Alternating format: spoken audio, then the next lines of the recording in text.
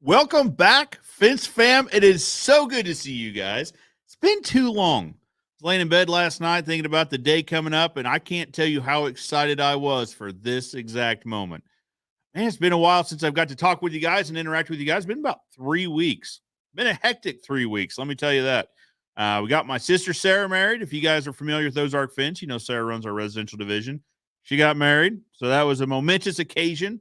Then what else did we do? We raised some money for Sporting Chance. So it's like a local version of Special Olympics. Got some money raised for those guys in a sporting clay shoot. Then we raised money for another area organization at a golf tournament. So anyway, been a busy 3 weeks. So glad to be back with you guys. I'm bringing on here in just a second, bringing on some other experts with us because we have an upcoming training event right here in Springfield, Missouri. I'm completely stoked about it. I cannot wait.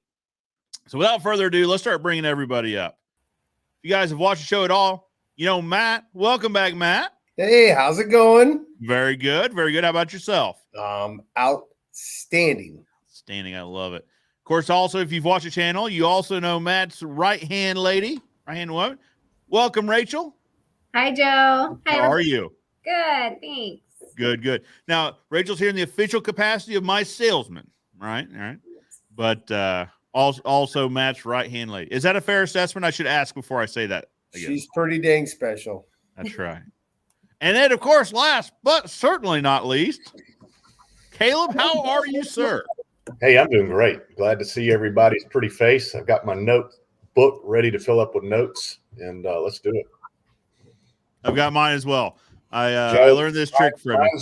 Mine's a little bigger. I'm not going to say exactly how much bigger, but my notebook's a little bigger. So this show will not become mine's bigger than yours. We're not going there. We're not going to do Warner's going to pull out his easel here in a minute. I don't even have one. He just brings a wide erase board. Like, here we go. This little teeny tiny little notebook. This is all I have. I need to clean my screen here. Uh-oh. Oh, with your mic too. Yeah. I like that a I lot. like to keep things clean. Good morning, guys. It's good to see everybody in a good mood. It's so good to see everybody back again. One of the things I missed, I guess I've been gone a month because the last time this group was assembled was in Columbus. So, more or less, like the companies represented here was in Columbus. That was a good show. That was a good time. It was. So that was the previous training event was in Columbus, Georgia. Had a great time. I think we did a lot of good stuff. I learned a lot about purses. I had no idea that purses were so high tech. Yeah. Sarah has a really special purse that apparently it's like these things are investments. It's apparently. I mean, some people buy diamonds and guns. Sarah buys purses. Purses. Invest in purses. Good to know. I had no idea. Let's say hi to a few folks. Of course, Roger's here with us. Roger, welcome. So good to see you. Project Metal Music is here all the way from the UK. Welcome. So good to see you back. That's awesome. Of course, we all know this guy, Fence King. What's up, Dan? Good to see you, Joe. Can't wait to see the video of your event with Caleb and Matt. Rachel, of course. Yeah, come on, Dan. Yeah, what? Dan, come on. You're Fence good, Dan. King. Hey, Nathan. Of course, we all know Nate says, good morning, gents, and Rachel. Oh, there you Debbie. go. That's Debbie. Debbie Downs. We call him Debbie Downs at our company. Yeah, I'm not going to go there, but you can. I mean, by all means. So, guys, we've got a training event coming up in, like 5 days. Yeah. It's coming up. It's coming up this week. It's finally here in my backyard at here in Springfield, Missouri. I am so excited to show you guys around. I really am. It's going to be at the Doubletree Hotel. It's going to be the setup, right? So we've got the hotel, we've got the conference center, the meeting rooms, and we've got the fence all on one location. I'm stoked about it. I really am. But I went out and cleaned the fence last Friday, I believe. So the fence, we've got about 400 foot of fence, which is totally clean, ready to go. And then we've got another, probably 20 or 30 feet worth of fence that hasn't been cleaned yet. So we're also going to do a cleaning demonstration with the one, the only Kenny Dugan. So and Walt Dennis. I'm not going to leave Walt out of this. I'm excited to see their cleaning methods. I really am. That's something that I really want to focus on getting better at. We've got a soft wash trailer we invested in last year that invested in building, but we can always get better. So I love these events because I'm just as much a student as I am a teacher. I like that a lot. Well, and they say too, when you teach, you actually learn more. Yeah, that's absolutely right. A little bit So- of when we were in Columbus, that's why I handed out the thank you cards. I gave everybody a thank you card because I'm sincerely, when we do this, I've learned so much, and it helps me when you're preparing. You learn so much more when you're teaching. I agree. In the medical field, to show proficiency, like in a surgical technique, you have to learn it, then you have to do it, but then the final checkout is you have to teach it to another. Either whether that's a teach back to the instructor or a teaching to a fellow student.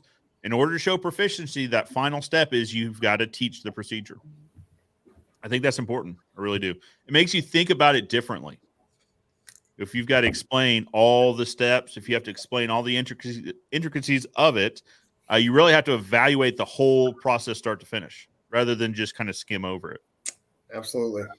So I'm stoked. Of course, Caleb's going to be, so we'll actually just go right around. So Caleb's going to talk about staining and sealing. Is that right, Caleb? You're going to talk about running a staining sealing business, but also the practical application. Yeah, and I'm interested to see how the crowd splits up because when we do these events, we sort of have a standard classroom or standard teaching that we do, and I'm curious if it's going to be all new people or is it going to be 90% guys that have really been doing it, and if it is, then we get to change things, right? So we could talk more about concepts or where the industry's going. I'm really interested in that.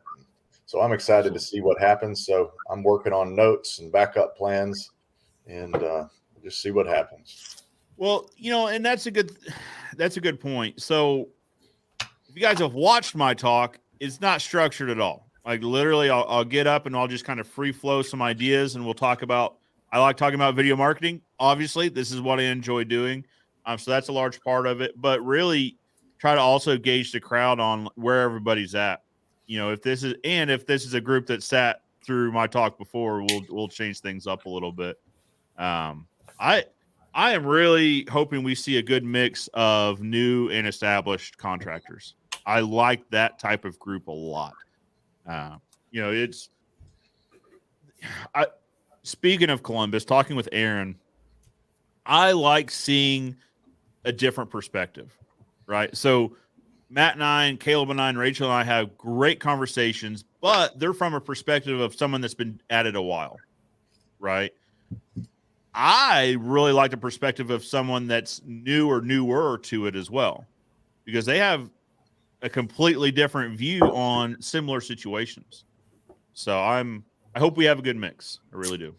Yeah, I'll tell you one thing, Joe. I really appreciate is that you talk. I love it when you're talking about something and then you talk about a story that maybe your dad had said or somebody that before you had said.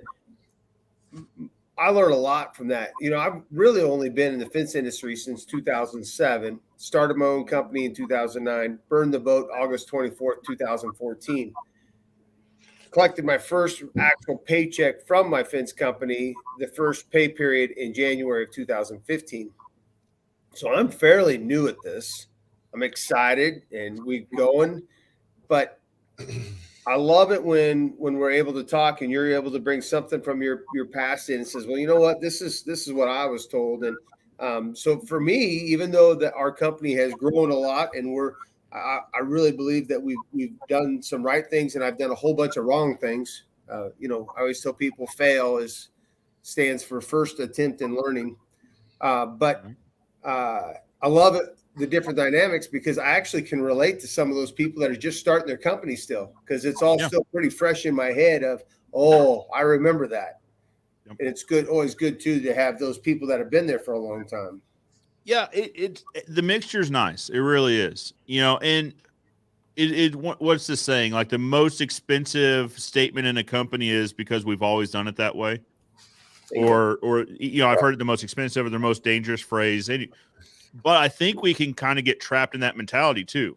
Once you've done something for an extended period of time, you just kind of get maybe not stuck in a rut, but this is the way it's worked for us. So this is a successful plan. But sometimes it takes someone coming in to say, well, why? Like, could it be more successful or could you do it a little bit differently? That for me, that's huge. It really is. So, hey, Joe, can we jump into? Can I bring up something? Can Yes, I sir. bring up a sore subject? Can we bring up something that I'm going to try to be really straight here? Okay. I left Columbus, so we've done this now as a group with you and Caleb and Rachel and myself and Sean King, and we've done this 3 or 4 times where we all get together, we all fly somewhere, we spend some time, and we do this. Well, and I came back, and Rachel's probably pretty nervous right now about what I'm getting ready to say, but we went to dinner after Columbus, and I had heard that somebody that was at our thing didn't quite understand what we were doing and had made the comment that we were selling snake oil. Yep. Well, I'm going to tell you what, that pissed me off because I really am passionate about helping people. Right. And if you don't want my help, then tell me to shut up. I'm cool with that. Don't waste my time. I'll go do something else. But I will tell you, I came home, and Rachel, did I not vent? Yes. Because it made me so angry because, yes, I'm going there, and I hope that you use my salesman. But I think, Joe, I spent maybe 12 minutes talking about my salesman. At most. Yeah. Yeah. And I even said, Rachel's going to be mad at me because she wants me to talk about my salesman, but I have something really cool I want to share with you, and it's time. I think I'm starting to understand the value of time and what time is. And I want you to understand that there's intentional time and there's sacrifice time. And I went through, I did my, it's about a 20-minute spiel, right? Yeah. And I get choked up about it because it's important that I share this with people because I feel like I screwed up and wasted a bunch of time worrying about things in the past. And I want to tell the new and up and coming people, listen, this is what I have figured out. Exactly. It works. And so what I want people to understand about this, and maybe I shouldn't bring this up now. Is this okay? Yeah, by all means, yes. But I will tell you, and Rachel can contest. I'm kind of an emotional person, right? I'm a woo kind of guy, right? I get jacked up. But I came in and she said, "How was it?" I said, "It was great, man." I said, Sarah and Aaron are awesome, man. We did the ribbon cutting. They're on fire. I really felt like we did something great down there, and we had great discussion. But at the end of the night, somebody thinks that we're selling snake oil. And man, that hurt because I thought, man, I know Caleb. I've gotten to know Caleb really well. And he would rather not sell a gallon of stain, but if he could help you be a good person or a better Christian or a better human, that's his motive. I know Joe Everest. I've gotten to know Joe. I've talked to Joe about his employees. We've put things together. I know Rachel. I know Sean. We're all there. Yes, there's something that's bringing us there. My salesman, we would like to sell you my salesman. One, because we think it's smart and it's good for you and it works. Sure. But if you don't want it, we're not twisting your arm. And I spent like 10 to 12 minutes talking about it. And the rest of the time I wanted to tell you about something else that's a meaningful thing to me right now. It's like it's on my mind. And I want people to know that I told Rachel, I said, Rachel, I'm done. I'm going to Joe's thing and I'm never doing another one of these again because I don't ever want to risk somebody thinking that I'm trying to sell snake oil. Yeah, I'm glad you brought this up because it's come up, like I've rolled through this in my mind a couple times because I think it's an indicator of kind of where we are as a culture at the moment, that every time you see something, you think like, what's in it for them, right? Anytime you see someone going out of their way, you think what's in it for them. And so so at the beginning of the training on Thursday morning, before we do anything else, I want to bring everyone up to introduce everybody, but also I want to take about 5 minutes just to say, hey guys, if you find this whole thing helpful, me, Joe Everest, I would love it if you give me a subscribe. That's why I do it. I also want to help you. Matt Warner, Rachel talk about my salesman. Caleb, it would mean the world to him if you're interested in staying to learn more about stainless steel experts. Guys, I want to be completely transparent. This is what we're about, right? That's what it is. But also, if you've got a stain you love, Caleb's not going to try to put you in a corner and talk you out of it, right? Or Caleb and Rachel aren't going to give you the hard sell on my salesman. This is 5 minutes where we're going to talk about it.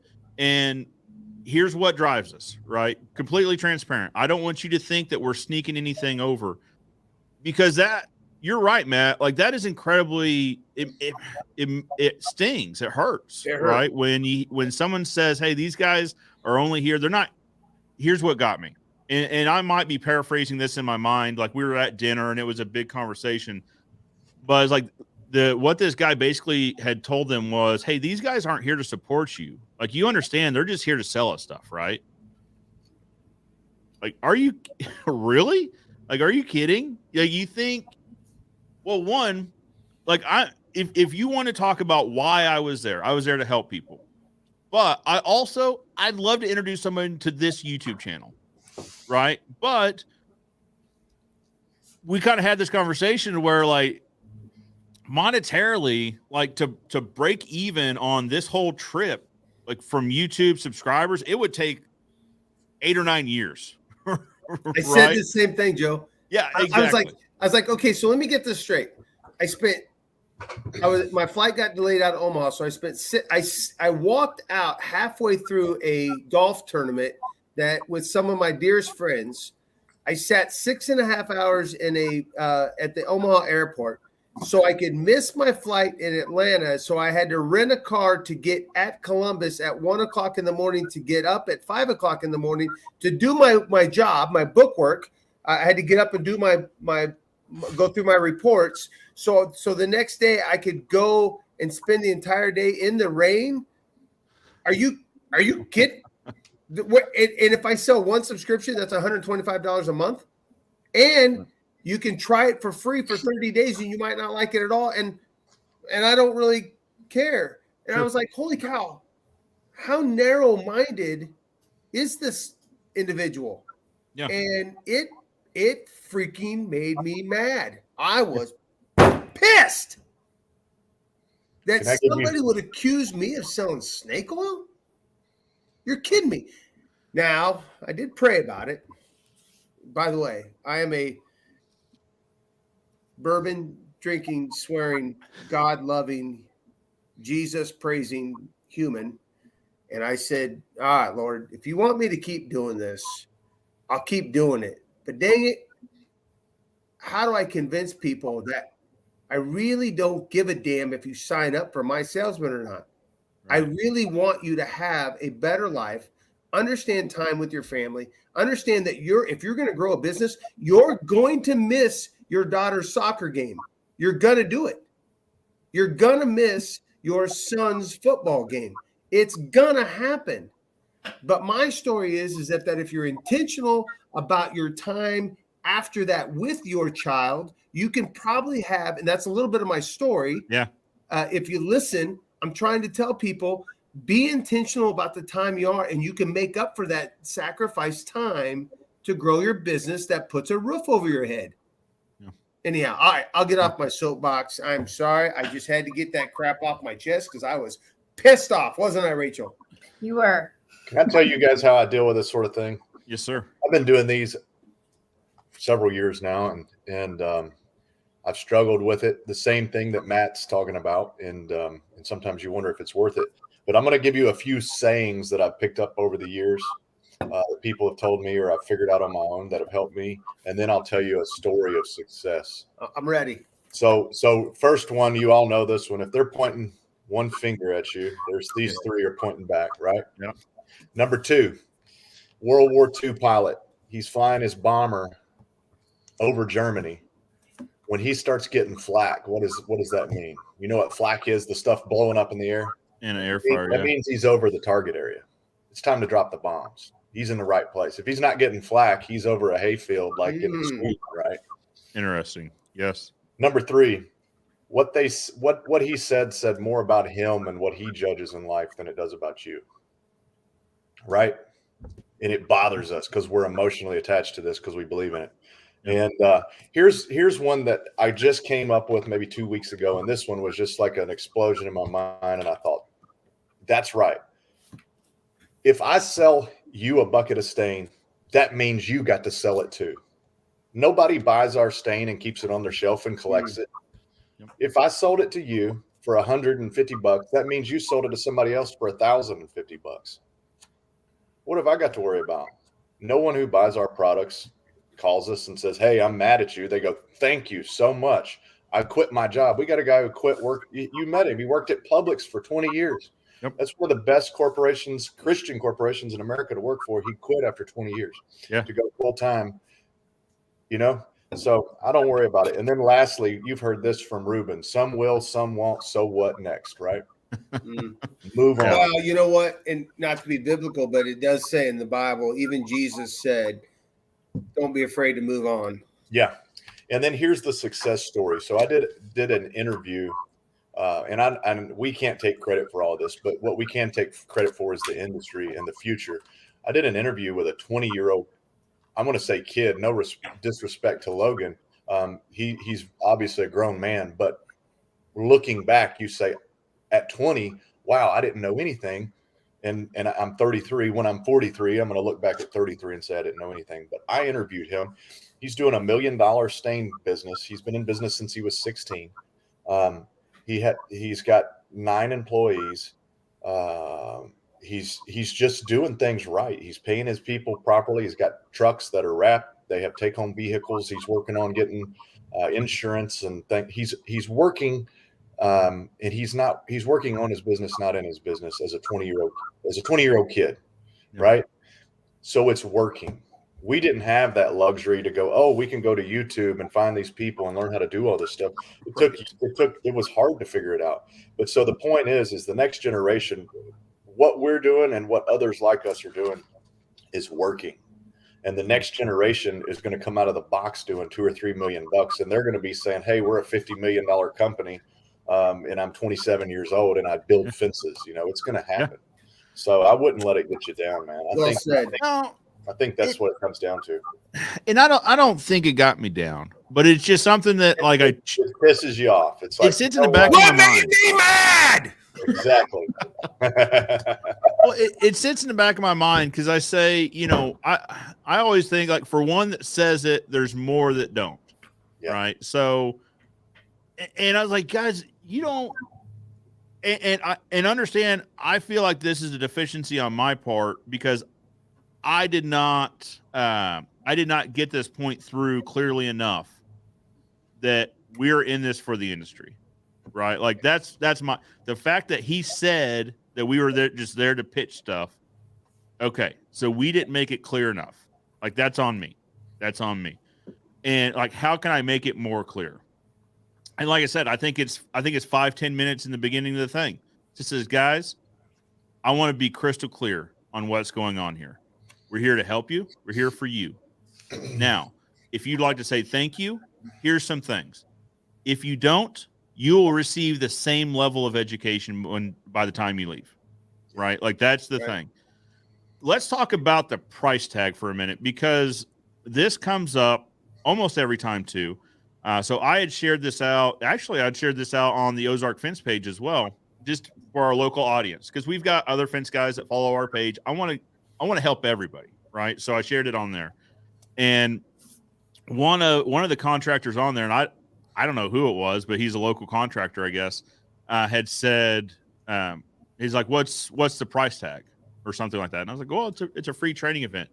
He goes, I can't stand free training events. And I'm paraphrasing, and I was like, oh, he said, I can't stand free training events. He said, these are all just sponsored by a big organization that it turns into a sales pitch for their company. And I'm there to learn. I'm not there to get sold on stuff.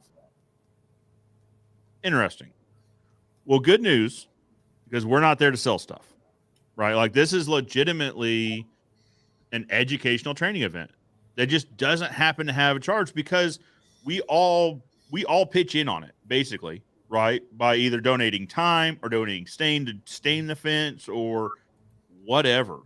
Like we all pitch in so that we don't have to charge for the event. Kale and I, like we have talked about this before about should it be a paid event? And the what would give me nightmares is if we charged whatever dollar amount, you know, and people throw out at the end of the event, there's always like 2 or 3 guys that participate that's like, hey, you need to charge for this and you need to charge X. And everyone has a different idea what X is. But what would keep me up at night is if random number, if it was $500, what happens to the guy that can't afford $500 to come because he's just starting out? He's doing this from a savings account part-time. What happens if he doesn't come? Right? Like, what does his trajectory look like then? That's scary stuff. You know, I want him to come. I absolutely do. So that's why it's free, is to make sure everyone that needs to hear whatever is said or wants to better themselves, everyone has the opportunity to come. That's my two cents on why it's free. It's good. Well, you know what? I spent a lot of time and spent a lot of money building a website that no one's ever seen for online courses for all of this stuff that we do. Built it all out. If you've been to Power Wash, if you've ever gone to the Soft Wash Systems website, the people that build all that, that's the guy who did mine first. I never launched it because it laid on my chest like a ton of bricks. The price. I'm going to sell this. I learned it for free just by trial and error. It was so good to me. The industry was so good to me. It wasn't laid in my lap. I worked for it, but it was good. It changed my life. And one night, I'm going to call it God, because when something told me to make this thing for free, something told me to go into the staining business, a voice. It wasn't me. Yeah. So I go into it. When I made the training free, when I decided I'm doing this for free, it was just like an elephant got off of my chest, and it gave me complete creativity to do whatever I want. I can talk about anything. It's free. If we want to talk about family in it, it's free. If we want to talk about, where it's going, it's free. And another thing, Kenny Dugan, Walt Dennis, Jeff Konopak from Deck Medic, got 16 locations, biggest fence and deck staining franchise in the world. They all come and teach at these events for free. We don't pay them. We can't afford to pay them. It costs too much to put these events on. But what do we get out of it? We get education.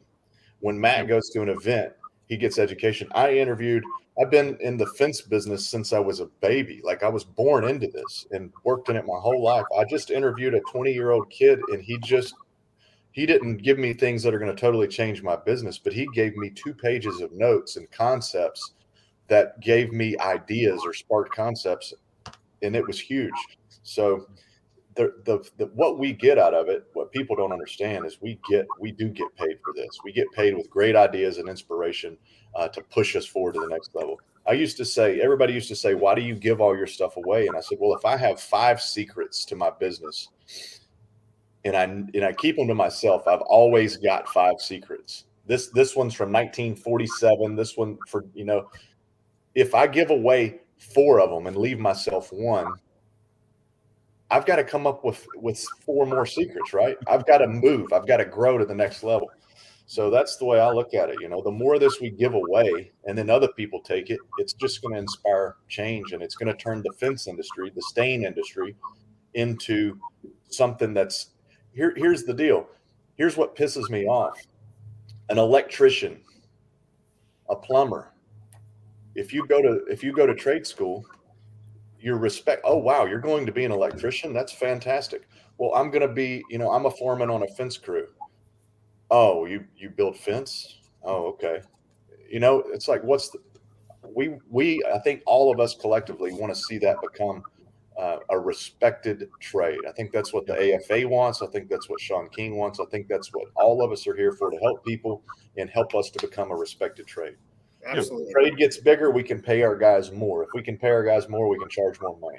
I mean, the heat and air guys that have these $500 million heat and air companies, when they come out, they change an $8 switch for $1,500 because they're a plumber or they're an electrician.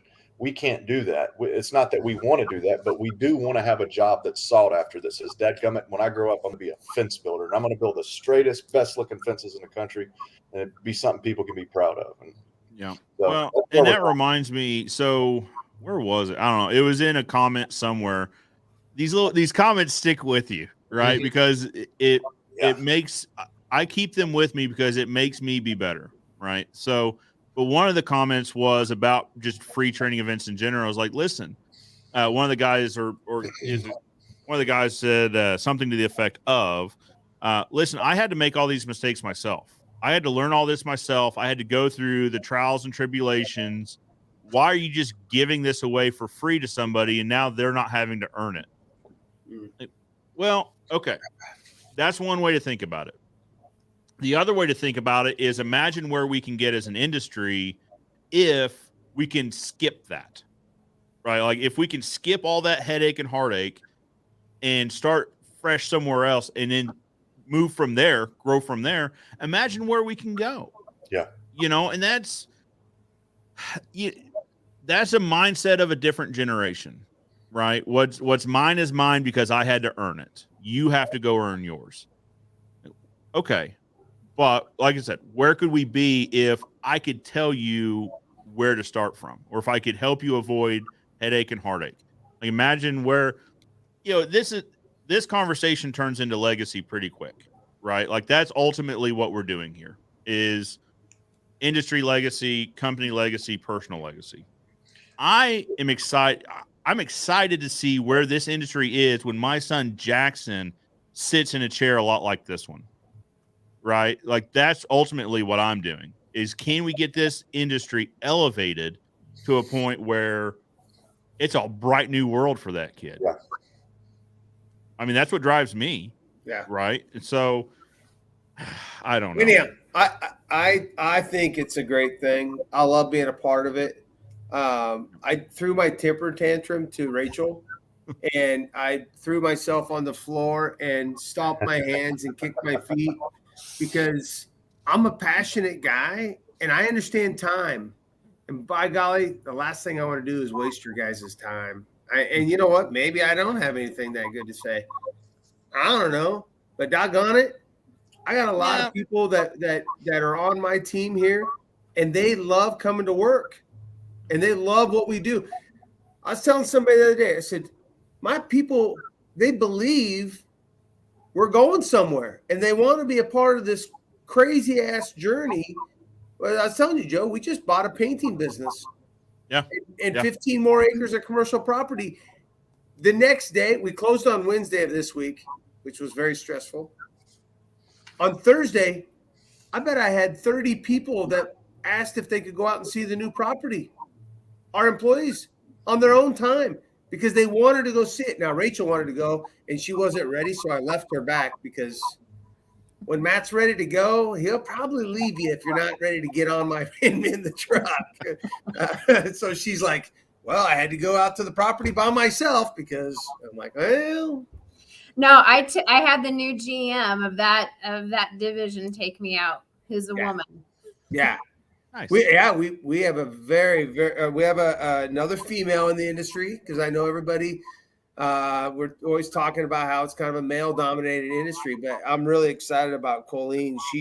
She is she's going to do awesome things for us, and she's learning the fence industry and learning what we do. And I'm going to tell you, I've got some great females that kick ass in our company. Absolutely. Yep. I'm excited to see where that goes, Matt. I'm excited. You've got so many ideas and it gets ideas going in my head. It's like, why would you buy a paint company? Well, because what if you need something color coded or custom color coded, or what if you need something, once you told me that idea, it started rolling around in my head. I was like, yeah, you know what? Like that's another idea in the back pocket, which is ultimately, so you told me about that. Where did you tell me about that? Maybe their Virginia event, something like that. Yeah. At one of these events. I've been working on this deal for quite a while. Yeah. Here's the other thing, guys, that a lot of people have a lot of ideas. But one thing that I'm really proud about my salesman, not that it's a great company and it helps people, all this. I love that. But I literally had an idea, and everybody I talked to said, yo, that'll never work. We've been doing it this way for years, and it works. And to take an idea, to mold it, shape it, implement it, kick it out, and to see it rise up, man, that to me, that is awesome. And that's what I try to share with people. Man, having an idea is one thing. Implementing that idea is a whole nother. Yeah, the execution is what makes the difference. Yeah. I remember. So Joe, we've been friends with the Warner family since we were literally, 3 foot high. I might still be at 3 foot high. But anyway, Matt and Melanie had us over one night just to hang out. And Matt's like, oh my gosh, I got to tell you about this idea I have. And he pulled out this marker board, or I think it was a chalkboard or something, and started making out my salesman on the board and said, man, this is going to work. I know it's going to work. And then my husband and I left. I'm like, you know what? That's going to work. That is going to work. And Matt has got that type of, don't tell me I can't do it attitude that by gosh, he's going to work. It's going to work. And so once that got rolling down the road, and then, Matt needed some help at Fence Tech, and my husband and I just went down to Fence Tech for a couple years. And by the way, how much did I pay you to do that? Drinks and food. I told him, I said, I don't have any money. I don't have any money. I can't pay you, but I'll feed you really good. And Jim likes to drink Miller Lite. I said, I'll buy you all the dang Miller Lite you can drink, but I can't pay you to be there. Because we were so damn broke. It was awful. It was great though. It was so much fun. Fence Tech was a blast. We loved it. So we kept going back for more because it was just a great time. However, then when the fence company started growing, and then they asked if I would come on full time and talk about what you were talking about earlier, Joe, when folks say, well, we've always done it this way, so we're not going to change. So when I actually became an employee, and that was one of my biggest hurdles, was that statement. Like, yep. That's what we've been doing works for us, and we're not gonna, like, people did not want to think outside the box at all. But in the last few years, I've really seen a mentality change, and I don't know if it's just new up and comers taking over family businesses, or being an entrepreneur and starting their own company, but it's a huge mind change. And people want to be mentored. They want to know what works. And just like you were saying, I'm like, why hide that under a hat? Why I'm like, oh, you go figure that out. And we're all kind of the same age, where, well, Matt and I are a little bit older, but we worked for our family businesses, and we have a different kind of work ethic and work mentality than maybe some other people do. Sure. But yeah, I love the idea of being able to share. And you know what? And I'm relatively new into the industry. Like I said, I think Matt asked us to become a part of Do Fence Tank in like 2014. And 2015 was our first one, or something around that nature. So I'm learning. I learn every day. So when I go to the training, I'm always taking something back to not just our company, my salesman empire. I just, like Matt was saying, we have this several different divisions within our company, and one of them starting a new website. And I'm like, okay, well, I have this digital health reports from Sam. So these are some guidelines we need to, go by. So yeah. I truly believe that, not only are we coming there, yes, I'm going to tell you about my salesman, but I'm also going to tell you how it works, because we're part of a fence company that uses it and have I mean, when I started, I shared Matt moved into his office with the operations manager. He gave me his small office, and I had to share it with a few mice. And oh my gosh, yes. Hey, time out. So get this: the second building that we ever had more mice in it than it did 2x4s, and so it was awful. It was so embarrassing. I mean, I bet you I could have made a winter coat out of all the mice we caught that winter, that first winter. And so literally, Rachel had this stuff or like candy or whatever in her drawer. Those mice had a feast. They ate all. So that was like Rachel's first year with us. She was in an office with probably 15, 20 mice. Yeah, it was pretty disgusting. And I screamed a lot. Oh, yeah. Yeah. It was like nothing. Rachel would let out a huge scream and it'd be like, it's just a mouse. No big deal.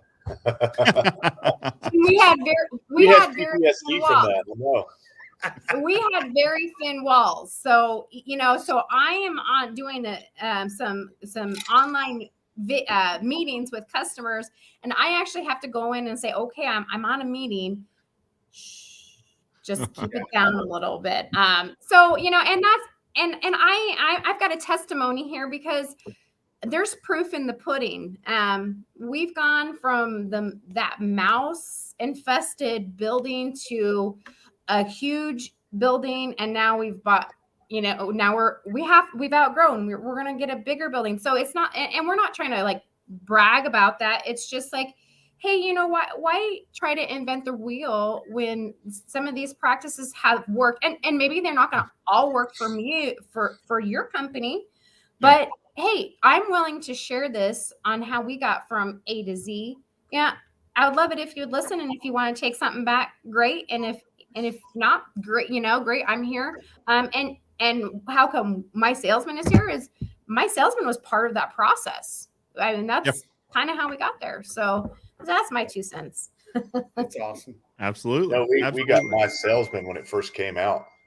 My parents, the family fence business, we got it, and I thought it was just like an alien from outer space. I was like, "What in the world is this?" And they still have it. I mean, I don't know how many years it's been, but they still got it.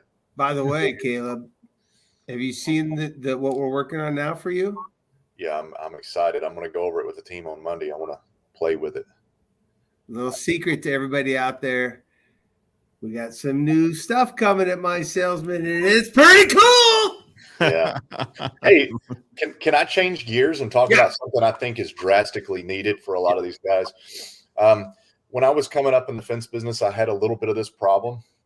And in the stain business, when I first started, I had this problem. When I got a little more professional appearance, like I wrapped my vehicles, I got a little better name and just was a little more professional, and got my contract right, I didn't have these issues. It's a plethora of things. It's change orders, it's bullies, it's people, hey, that color is a little too dark or a little too light. And just, so I get phone calls from contractors, and I got one yesterday. People, they pick the color they want, and the homeowner doesn't like it, and they want to change in the middle of the job. And then the contractor's freaking out. He's panicking because all his money's tied up in the material, and it's a problem. And these things happen in the fence business. They happen everywhere. And I just wonder, why don't we have these problems?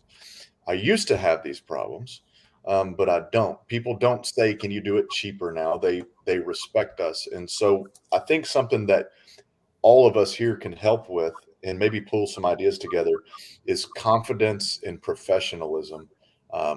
How to have confidence and professionalism in front of your customers, and what difference it actually does make, and then how to handle people who are maybe, I don't want to say belligerent, but the guy yesterday, he had a belligerent customer. I mean, just the guy was nuts. And how can we help guys to be more confident and to stop those problems before they start? I think that would really decrease the stress level, because what's the fastest way to make a guy hate what he does is to have really bad customers. So how can we help the contractor be more professional, more confidence, and in turn make the customer have a better experience at the end of the day? So what I've found, and I've shared kind of with you guys or with the channel, you guys out there in YouTube land, kind of what our process looks like with Ozark Fence, our sales process, we kind of make it difficult, right? Maybe not difficult, but we make them buy into the process and buy in with time, right? My salesman is the first step. You've got to use it. You have to go onto our website, click the tool, enter your address, draw your fence, get the budget. I want you to see the price range of what this thing's going to cost, right? Then we have a phone conversation, and then we send you the proposal. And, you know, a lot of customers are like, well, you're not going to come out here and see me? Oh, we definitely are. We absolutely will. I think that's important. We just need to get a few things out of the way first before we get there. So anyway, we add some process to this, right? And some clients don't want to deal with it. Some hate it. They're like, you mean you're not going to come out here and measure my yard and tell me? We will, but it's just later in the process. Well, I want you to come out right. I've got 3 other people already scheduled to come out here. Interesting. Well, what are you hoping I'll say that they are not going to say? Right? If you've already got 3 people lined up at this point, you know, it's a cattle call bid. What are we doing? Anyway, we make them buy into it. And what we've found is the ones that come out the end, it's a better group of clients, right? It just really is, because it weeds out a lot of that. A lot of those customers that like to get irate over stuff. We still have customers that during this process get a little testy. I get it. I think that's the world we're living in right now, is that tempers are short, patience is thin. I get it. But like I said, it's a better batch of clients that show up at the end. And I think in the way this makes sense to me is everything we do as a company is a process, right? Or should be, whether it is the sales, whether it is the scheduling, whether it is the production, or us getting paid. Everything is a process. And so what we're doing is we're walking a customer through a process. We're basically testing, how do you handle process that you are given, right? Do you want to control the process? Well, if you want to control the process in the beginning, you're probably going to want to control it throughout the process. You're going to tell me when we should be out there to install the fence. You're going to tell me how it should be installed. You're going to tell me when you're going to pay for it. That doesn't really work for us. Right. That's not an enjoyable experience.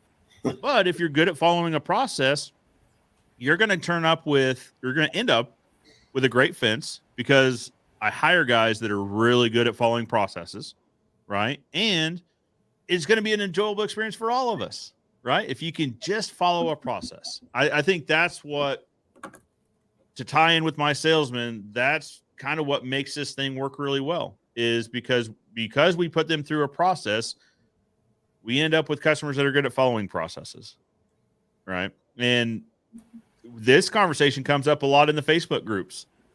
Well, I can't believe you guys don't go out and measure fence. We've always ever gone out and measured fence. Yeah, we did too. We measured fence for a lot of years. I mean, since 1955. We just implemented this a couple years ago. So that's a lot of years of just running out and measuring fence. We've done it. Just not enjoyable, right?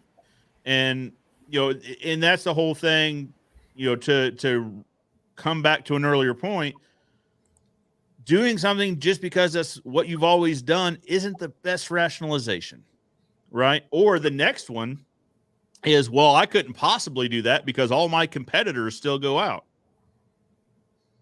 Okay, well, free yourself up to take advantage of a situation that drops in your lap, you know. And this is a similar conversation too. At Ozark Fence, I only want to be 4 to 6 weeks out on residential work. Commercial is kind of a different conversation, but on residential, I only ever want to be 4 to 6 weeks out.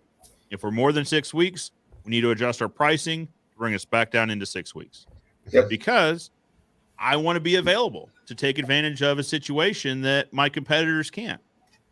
You know, there's a lot of fence guys in the Facebook groups that take pride in being booked out till next summer. So what happens if something drops in your lap that really needs to happen this winter and that's going to be a game changer for your company? You're not going to be able to take advantage, or you're going to have to do a lot of shuffling. Yeah. I don't know. I understand this is like 2 or 3 different conversations wrapped into one point. These processes, Joe, lead to one thing that we started with, and we've gone almost full circle, is respect. when you respect your grandpa, you're not going to smart off to him, and it's becoming a respected contractor. That's all it comes down to. It's becoming one of those trades that's respected, and if they respect you, they're not going to run over you. So that all these things tie together. That's right. Let's go ahead and get through the chat real quick. Let's get caught up, and then I've got a point to make about bringing back up something you said about trades being respected, electrical and HVAC. All right. So, speak of the devil, Stain Man, greetings from Texas. Hello. Speaking of somebody that's going to be here next week. Roger says, Caleb, I love your organizational approach to things. Can I talk about that for a second? Yeah. I've been getting that a lot lately. And I don't want people to think that Caleb is so organized, and that's maybe why he's on the TV screen or computer screen here talking to us.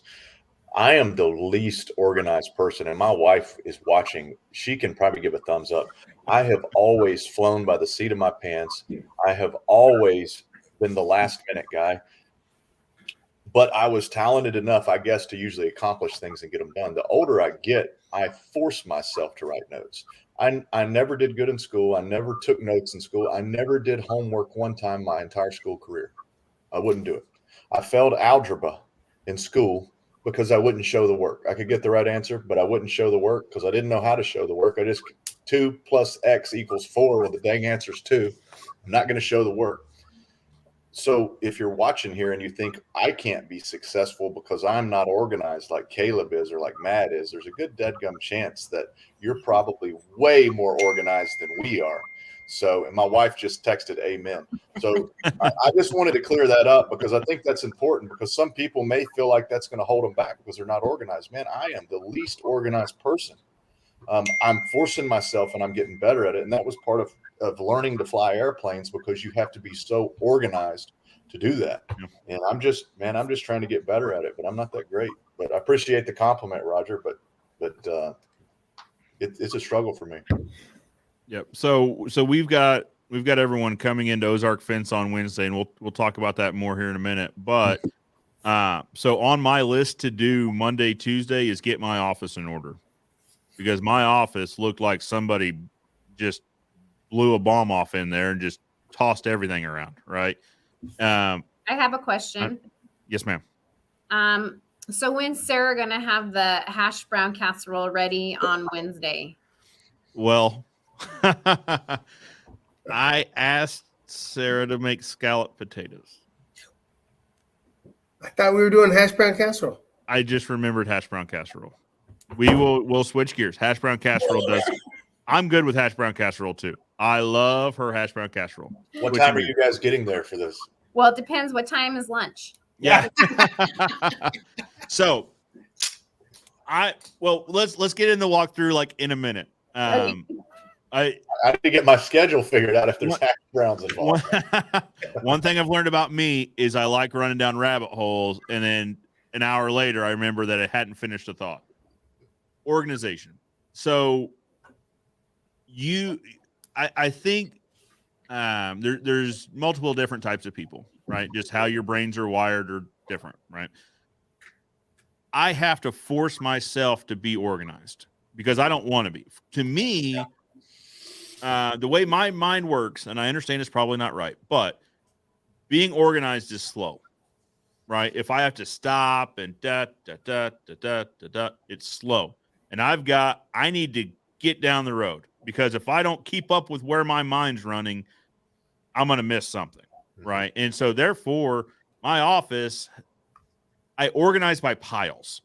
Like I know where things are based on like what pile. Just the way my mind works, but that's on my list. Organization is a skill that can be taught, right? You can make yourself be organized. But I would agree. All this is to say, Caleb, I agree that don't feel like just because you're unorganized doesn't mean anything, right? I'm one of the most unorganized people in this office. I think there are several people here that will attest to that. Ask him Wednesday. Hey, how's Joe's organization skills? Like, not what he's known for. He's not good at it. But I mean, I might be good at other things. Organization's not one.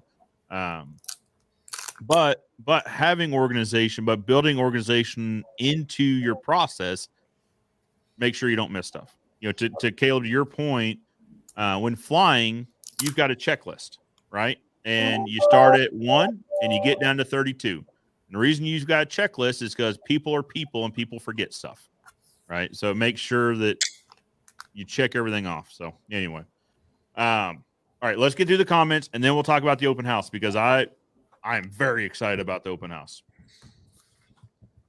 James says, looking forward to Wednesday, flying in Tuesday. What is the best way to get to Ozark Fence from the hotel?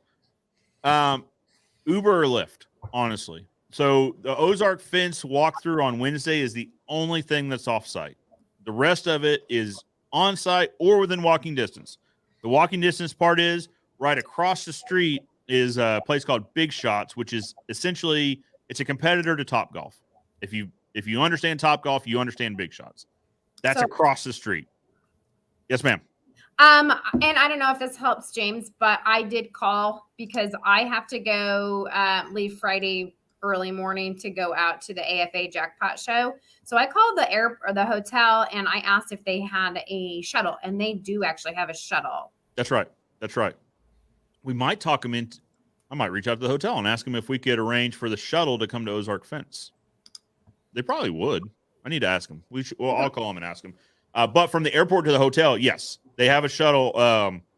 They've got 2 shuttles. So because when it's really busy, this hotel gets pretty busy. There's a good chance it'll probably be full. So I know this because this was a hotel that my sister stayed at for the night of their wedding. Well, the day of the wedding or the day before the wedding, they were supposed to have this room. That's where the groomsmen were to get ready for the wedding. They oversold the hotel. And so they said, well, bad news, your room's not ready. I'm sorry, what? No.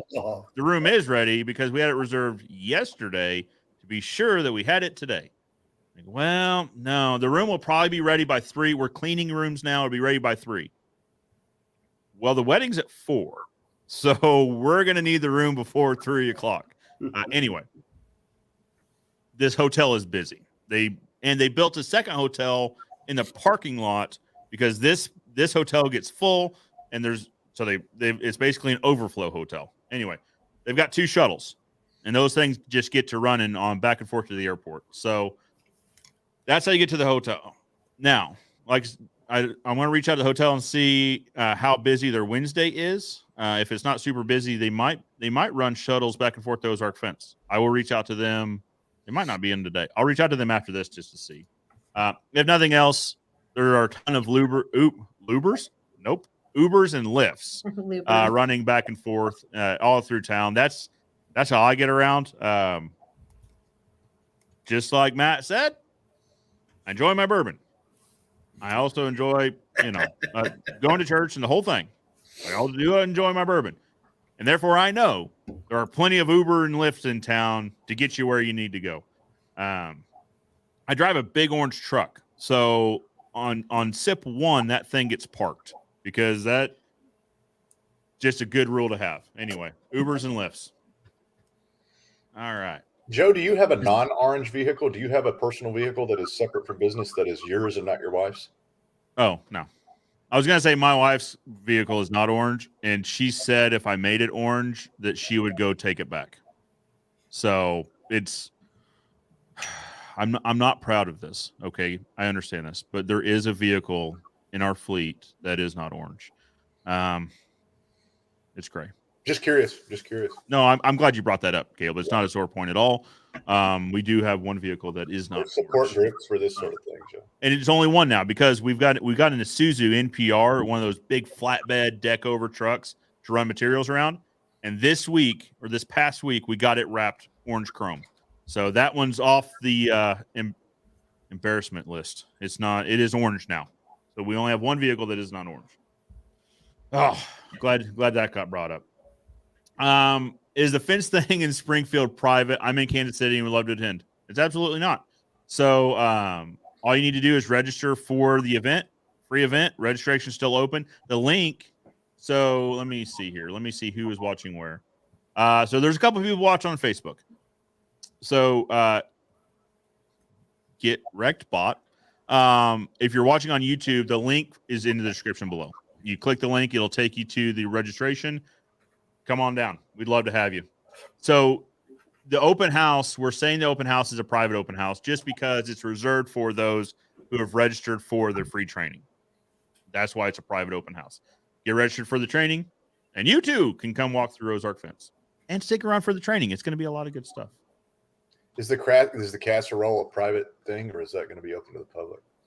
I need to tell Sarah she's got to make a lot of it because I feel like we're going to need a bunch. No, gas roll for everybody. Gas roll for everybody for sure. I'm making tri-tip too. We're going to talk about that. Matt, you're not done. You are the best part of the show. Aw. That's Okay. because I carry that purse so well. Agree with the first Dude, part. You should see the Agree to picture of me disagree with on the that second purse. part. That purse looks good on me. I totally pulled it off. You did. You did. Everyone Hey, at the let me see if restaurant I- thought so too. let me This see is if I- like a restaurant discussion more than anything. So I want to see if I can pull this up. Can you see that? That is me.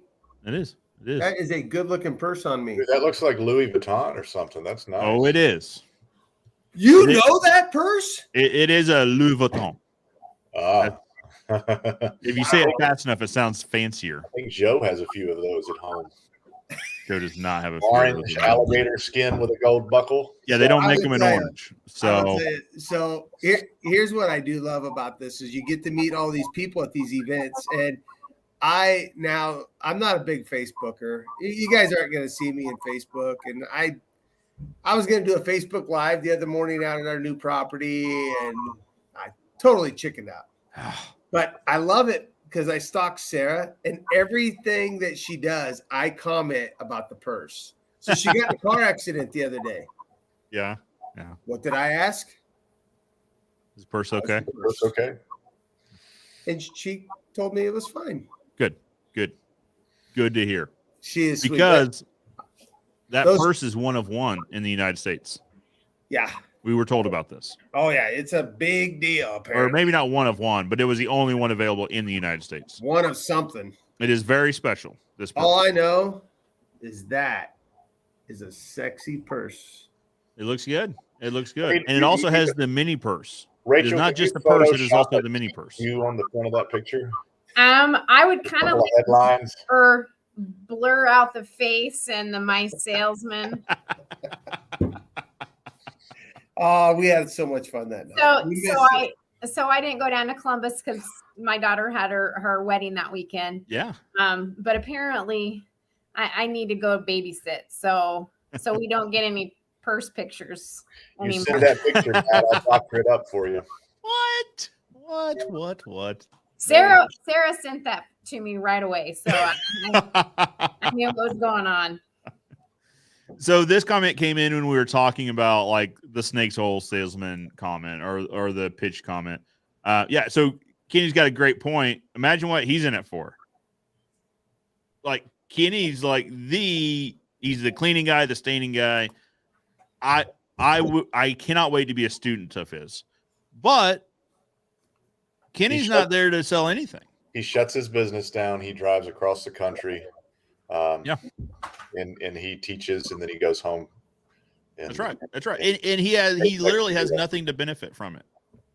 Right? Like really, because he runs a two customer business. His customers, his clients that he's staying their fence and clean the fence are his customers. None of the people that are there will have anything to do with Kenny. It's moving a forward love as of far the as- industry. It's a love of the industry. That's right. Nate Rogers says you always have to consider the source of negativity. At the end of the day, they'll either buy whatever you're selling or not. That's it. You got to consider the source. Roger says, does one go to a book signing and get upset or offended to see the author selling books? Business is business and one's only growing or slowing. Don't let it bother you. Good to know. I agree, Roger. I don't think anyone will be offended. Oh, did we lose Rachel? No, Rachel, she. You had to go to We're that. having a trip, work though. party today. Okay. She's Gotcha. going to it. I'm cooking the burgers at noon. I love it. I love it. Parkour. Okay. All right. That's awesome. You leave a comment that's appropriate and it will get shown. So Nate says, knowledge is power and worth more than any paycheck. I agree. I mean, what is it? The day you stop learning is the day you start falling behind. Right? My grandfather is 92 years old, and he tells me you're never too young to learn. That's right. That's right. I mean, it's. Do you know what parkour is? Because I don't. I looked it up. That's when you have to get from one point to another point by doing as many damn goofy things as you can. So you like bounce by not touching the ground, I think. Like parkour. See, that was parkour. Gotcha. Nailed it. All right. So after parkour, he says the most powerful weapon on earth is a human soul on fire. I agree. I think the American Revolution would prove that point, right? Yeah. Well, I mean, that's the thing. And I think that's what drives us, right? It's just passion for the industry. You set your soul on fire and you see where it goes. And I think that's how we get better, right? We need to set some souls on fire and get some more people fired up about this. Hey, we were talking about the name. We should take that into consideration. Revolution, Soul on Fire. There you go. Gregory's Fence Decks, appreciate what you all are doing. Since we attended the event in Nashville, our business has changed and grown. Can't wait to attend another one. This is the why, right? Like, this is our why, is changing the trajectory of people's businesses. Like, in that, this is the driver. Roger says, as an HVAC guy, what's the R? Heating, ventilation, air conditioning, and radio-controlled airplanes. Radio control, refrigerant. It's a heck of an industry. It might be. It's probably refrigerant, if I'm going to guess. Yeah, all right, that's on. Who started the fencing industry? I'd love to see the fence and stain industry gain respect. So, since he said that, I'm going to make my point about HVAC and electricians. What they do an incredible job of is sell the end result. Mm-hmm. Right? That's the thing. The HVAC guy doesn't say, I'm going to fix this switch and it's going to cost this much money. And the HVAC guy says, I can make your house cool again. It's only going to cost you $150. Yeah. Or I can make your house warm again. It's only going to cost you $150. Yeah. Cool. Make a mental note of this, Joe. Yeah. Because this is on my notes. One thing I want to discuss at this event is what are stain contractors called? What's our name? Stain contractors. What's the fence builder called? An electrician. Are you a fencer? Oh, okay. Something to think about. Yeah, an electrical contractor. You got to have a name, right? What? Yeah. I'd like to call us the border security experts. I like that. Yeah. I know there's a bunch that might be a divisive name. ICE. Maybe. I only say that because I see the comments that come into these YouTube videos. Border wall, border fence.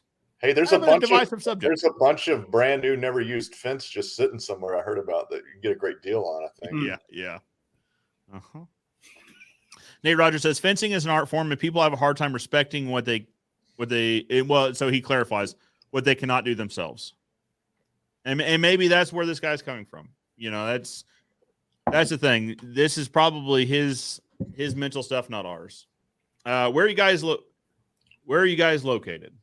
So the training's going to be in Springfield, Missouri. I'm in Springfield, Missouri. I'm not. No, he's Waverly, Nebraska. Waverly, Nebraska. Is that accurate? Waverly. Yeah. Okay. And Caleb's in Nashville. All right. Just got in. Do the checklist. Says Bam Bam. He's not wrong. You got to follow the checklist. Polaroids and Pen said, send us a recipe. Probably about the hash brown casserole.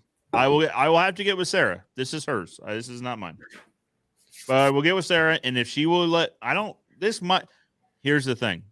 Ladies get weird about recipes. This is something I've learned. They're weird about recipes. This is something that's handed down. I will see if she will give it to me, and if she will, I will give it to you. I'll give it to everyone. Mike says, watching from the fire pit. Okay. I'm not sure what that's code for, but I'm in. Yeah. Hey, it is pouring here. So, and it's cold. So I would take a fire pit right now. Sarah says there's apps. Uh-oh. There's a butt grabbing pic. No, that's false. Okay. I just All right. waved my hand in front of a butt, and they happened to snap the picture. It was Okay. totally. That's I Sarah. would. Hey, Joe, you'd say the same thing too. I mean, that's what I would say. All right, Yeah. I'll get proof. Yeah. I have proof. Now, were you grabbing Aaron's butt? Is that what this is? Well, It's cool, man. Is that what it looks like? it appears. Okay. Allegedly. The illusion is. Allegedly. Okay. It was photoshopped. Oh, Matt was right. The HVAC R does stand for refrigeration. Nailed it. Nailed it. Look at him go, folks. Remote controlled aircraft was close, though, Caleb. I feel like that's a close second. Had to be a second. Bayman says passion to help others grow. I mean, I think that's what I think that is exactly what drives us. Absolutely. Sarah says the insurance company. Oh, I see. Yeah, the hand, that's not a grab. The hand is just in front of. I was getting ready to give him a good game tap. So Sarah says the insurance company doesn't even have a classification for a stain business. They're like, yeah, we will call you all painters. Yeah. We got into that when we were doing house cleaning, exterior house washing. There's not a classification for that either. So I'm surprised there's a classification for fence builders because it seems like every industry out there doesn't have anything for fence contractors, right? Like it's always you get lumped in with somebody else and then you try to make it your own. We should work on that. We need to get with the insurance industry. Say, hey, you got to have a staining classification. But it probably is when you're talking about, so an insurance company is all about risk, right? Evaluate and price the risk. From a risk standpoint, staining is probably a lot like painting, though. Yeah. If I were to well, you say that, but with staining, there's zero ladders, almost zero ladders. That's 90% true. less ladders than painters. So I think the risk is For fence staining. Tools. Yeah, we have tools to reach things from the ground that most painters don't use. So that's true. You know, we need to get with the insurance industry.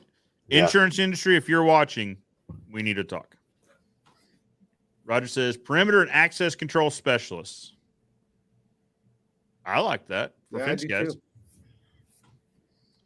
Forward is giving us a hand clap. Thank you. Thank you. Thank you. Thank you. All hey, right. I've got a question. Matt, do you have Empire Fence hard hats? Do we have hard hats? Yes. Do they have your logo on them? Yes. I've got an Ozark Fence hard hat, and people started showing up in the office with their own hard hats now. So I guess I'm going to have to get some hard hats. So I'm going to show you guys on Wednesday when you come in. I'm going to show you a hard hat that someone gave to me, but it has sparked the idea. Hey, did you know that they make a cowboy hat hard hat? Yes. Isn't that something? Really? I like that a lot. Like that a lot. But anyway, yeah. So hard hat. Remind me to show you the hard hat that I'm going to use as a concept. Yeah. I like it a lot. It's basically a really bright orange hard hat, but it's got like a lot of cool stuff on it. I got a Chicago Bears hard hat. I thought I had it in my. By the way, that's my bathroom. Right? I knew where you were going. I was like, was he going to leave the door open? Yep. That is version 1.0. So that's why you gave it to me. Now I see, Joe. Okay. No. Version 2.0 walked in the door last week. So a friend dropped it off, and yeah. What's cool is like when you get known for like having a thing, like my thing is orange, you just start like getting stuff like this. One out. I'll show you one. Someone's like, "Hey, I thought you'd like that." You're 100% correct. I love it. Now that is my cup I use all the time. So, let's talk about the walkthrough, the open house on Wednesday morning or Wednesday. Hey, there you go. Isn't that neat? I like that. Yeah, this is Christian's. That is a well used hard hat. Yeah. Yeah, or he just put a bunch of stickers so he'd look like it. I'm not sure. It could be. It could be both. It could be both. He's watching. We'll see. So Wednesday walkthrough or Wednesday private open house here at Ozark Fence. So who is it for? It is for anyone that is registered for the event. The only reason for that is I need to know how many people to cook for, right? Like I've got, so what's on the menu? Tri-tip steak. I'm going to cook a bunch of tri-tip up. We got a grill out on the deck that I'm just going to fire up and I'm not stopping until all the tri-tips cooked. I just need to know how much to cook, right? So that is why you need to pre-register for the event. Again, it's a free event. Costs you nothing. I just need to know how many people to cook for. Also, the weather does look wet. So it's going to rain Wednesday, which means we're getting tables and chairs and putting them in the fab shop. So we need to know how many tables and chairs to get out and get ready for everybody. We got more. We just need to know how many people. What time is that, Joe? It is Wednesday. So I'm telling people it starts at 9 o'clock walkthrough. Really, it's a come and go type event. So if you're here before we get here, well, the wood crew gets here about 6 a.m. I usually come in about 7:30, 8 o'clock sometimes, depending on how unruly the children are. But yeah, I'm telling people 9. That way we'll get in, get things set up, get ready for everybody. We're going to do walkthroughs of Ozark Fence. My whole team's here. So we do a monthly meeting, right? So just like Matt does a weekly meeting, in our business, a monthly meeting makes sense. This is kind of our monthly all hands all day, right? So, and it's not just a meeting. It's literally all hands all day. So that typically we would do like building improvement projects or lot improvement projects, cleanup projects, just to keep this place under wraps or under control. So this is the monthly all hands. So we're not really doing any projects. We're just making everyone available. We're doing walkthroughs of here. But really what I want to do is introduce everyone to my team. And then that way, if someone has a question for sales or our sales process, Sarah will be here. She can walk them through the whole thing. I can do it. Sarah does it on the daily basis, right? So she's going to have a more accurate answer, a more accurate walkthrough of what our current process looks like. I can give you an overview. That's a good thing to do. Yeah, she's dialed it in. Same thing with crew chiefs are going to be here. So if it's a question about how we install fence, I have a general idea. Obviously, they have this specific plan, right? They know exactly how they do it every day in, day out. Same thing with my fabricator. So Joe, you need to make this recommendation that if you're a fence company, an owner, you can go pick up a lot as an owner, but you need to bring the person who answers the phones. You need to bring your fabricator. You need to bring your guy who carries the bags of concrete out, because you learn so much, and you can't, as one person, pick it all up. If you can bring your whole team, you'll elevate exponentially. Absolutely. And I would love to introduce my person to your person, right? Yeah. And let them talk to each other and learn from each other. Again, getting back to, we learn from others at all times, right? So I'm going to have everybody here, whether it's my dad that runs commercial, whether it's my sister that runs residential, whether it's Candace that runs our retail, Matt that runs fabrication, Scott that runs production. I'll be here to answer the business management type questions, operations questions, if you will. So that's the plan. And we're going to have lunch. We're going to have tri-tips and hash brown casserole. Sarah, if you're watching, hash brown casserole. Is this Omaha Steaks tri-tips, or is this Lincoln tri-tips? No, it's locally sourced. It's good old grass-fed Missouri beef. It's like 6 hours away. Yeah, no. So we actually Omaha steaks really aren't that good. I would argue. Well, Omaha steak. Yeah. Okay. Well, I was making the joke about Joe says the Omaha steak guy shows up and he goes, "These are $7." Yeah. Like, oh, I don't think we need it better than anybody else. That guy comes to see Joe like once a week. Yeah. Not wrong. Actually, they haven't been by in a while. It's always a different guy, right? Like, I feel like I don't know what happens, but it's always a different guy. It's always the back of a white S10. Yeah. And they always roll through and they're like, I got a few things left. Okay. All right. Shrimp. Come on in. Shrimp. These are fresh shrimp. Yeah. But I mean, hey, anyway, no, these are going to be grass-fed Missouri beef tri-tips. So, not sure how Matt feels about grass-fed. Okay.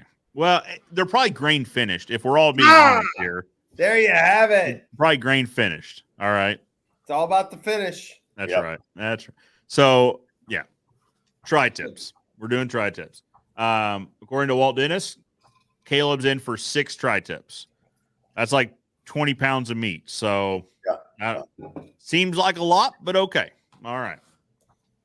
But tri-tips, hash brown casserole. We're all going to sit around and we're going to eat lunch together. This I learned from Matt. I had a great time at his where he had dinner with everyone in the same room. I like this a lot. So when our monthly all hands meeting, we all eat at the same table so that we all look each other in the eye and we all have a conversation. We're doing that at scale on Wednesday. Again, what time's your meal, Joe? Probably going to be 11:30. Oh, I'm going to miss it then. What time are you getting in? Well, if I leave at 4 a.m., I'll get there at about noon if I don't stop. At 4, you're probably 11. You're 8 hours from me, and I'm driving. Don't mean to. Oh, yeah. Because you're on the other. You're okay. I got you. You're on the other side of Nashville. I was gonna say it used to take us 6.5 to get to Nashville. 7 maybe. Yeah, I'm an hour east of Nashville. So. Yeah, I forgot about that. Forgot. You said noon, so noon lunch then. Noon sounds good. Hey, you were saying to be able to see your people. Yeah. Here's a tip for anybody that's growing a business and you're starting to get more and more employees. Whenever even the other day, I had a meeting in my office. I've got a fairly large office. And I had about 7 people in here, and one person hid behind the corner. And I asked him, I said, hey, can you move out? I really need to see you. And that person, normally the person that hides behind the corner is an introvert and that person kind of lit up a little bit. And so I always think it's important when you do have a meeting like you're doing where you're trying to solve is that you can see everybody. That's just a side note. I think it makes a huge difference. I really do. And I think us all breaking bread together is incredibly important. Very important.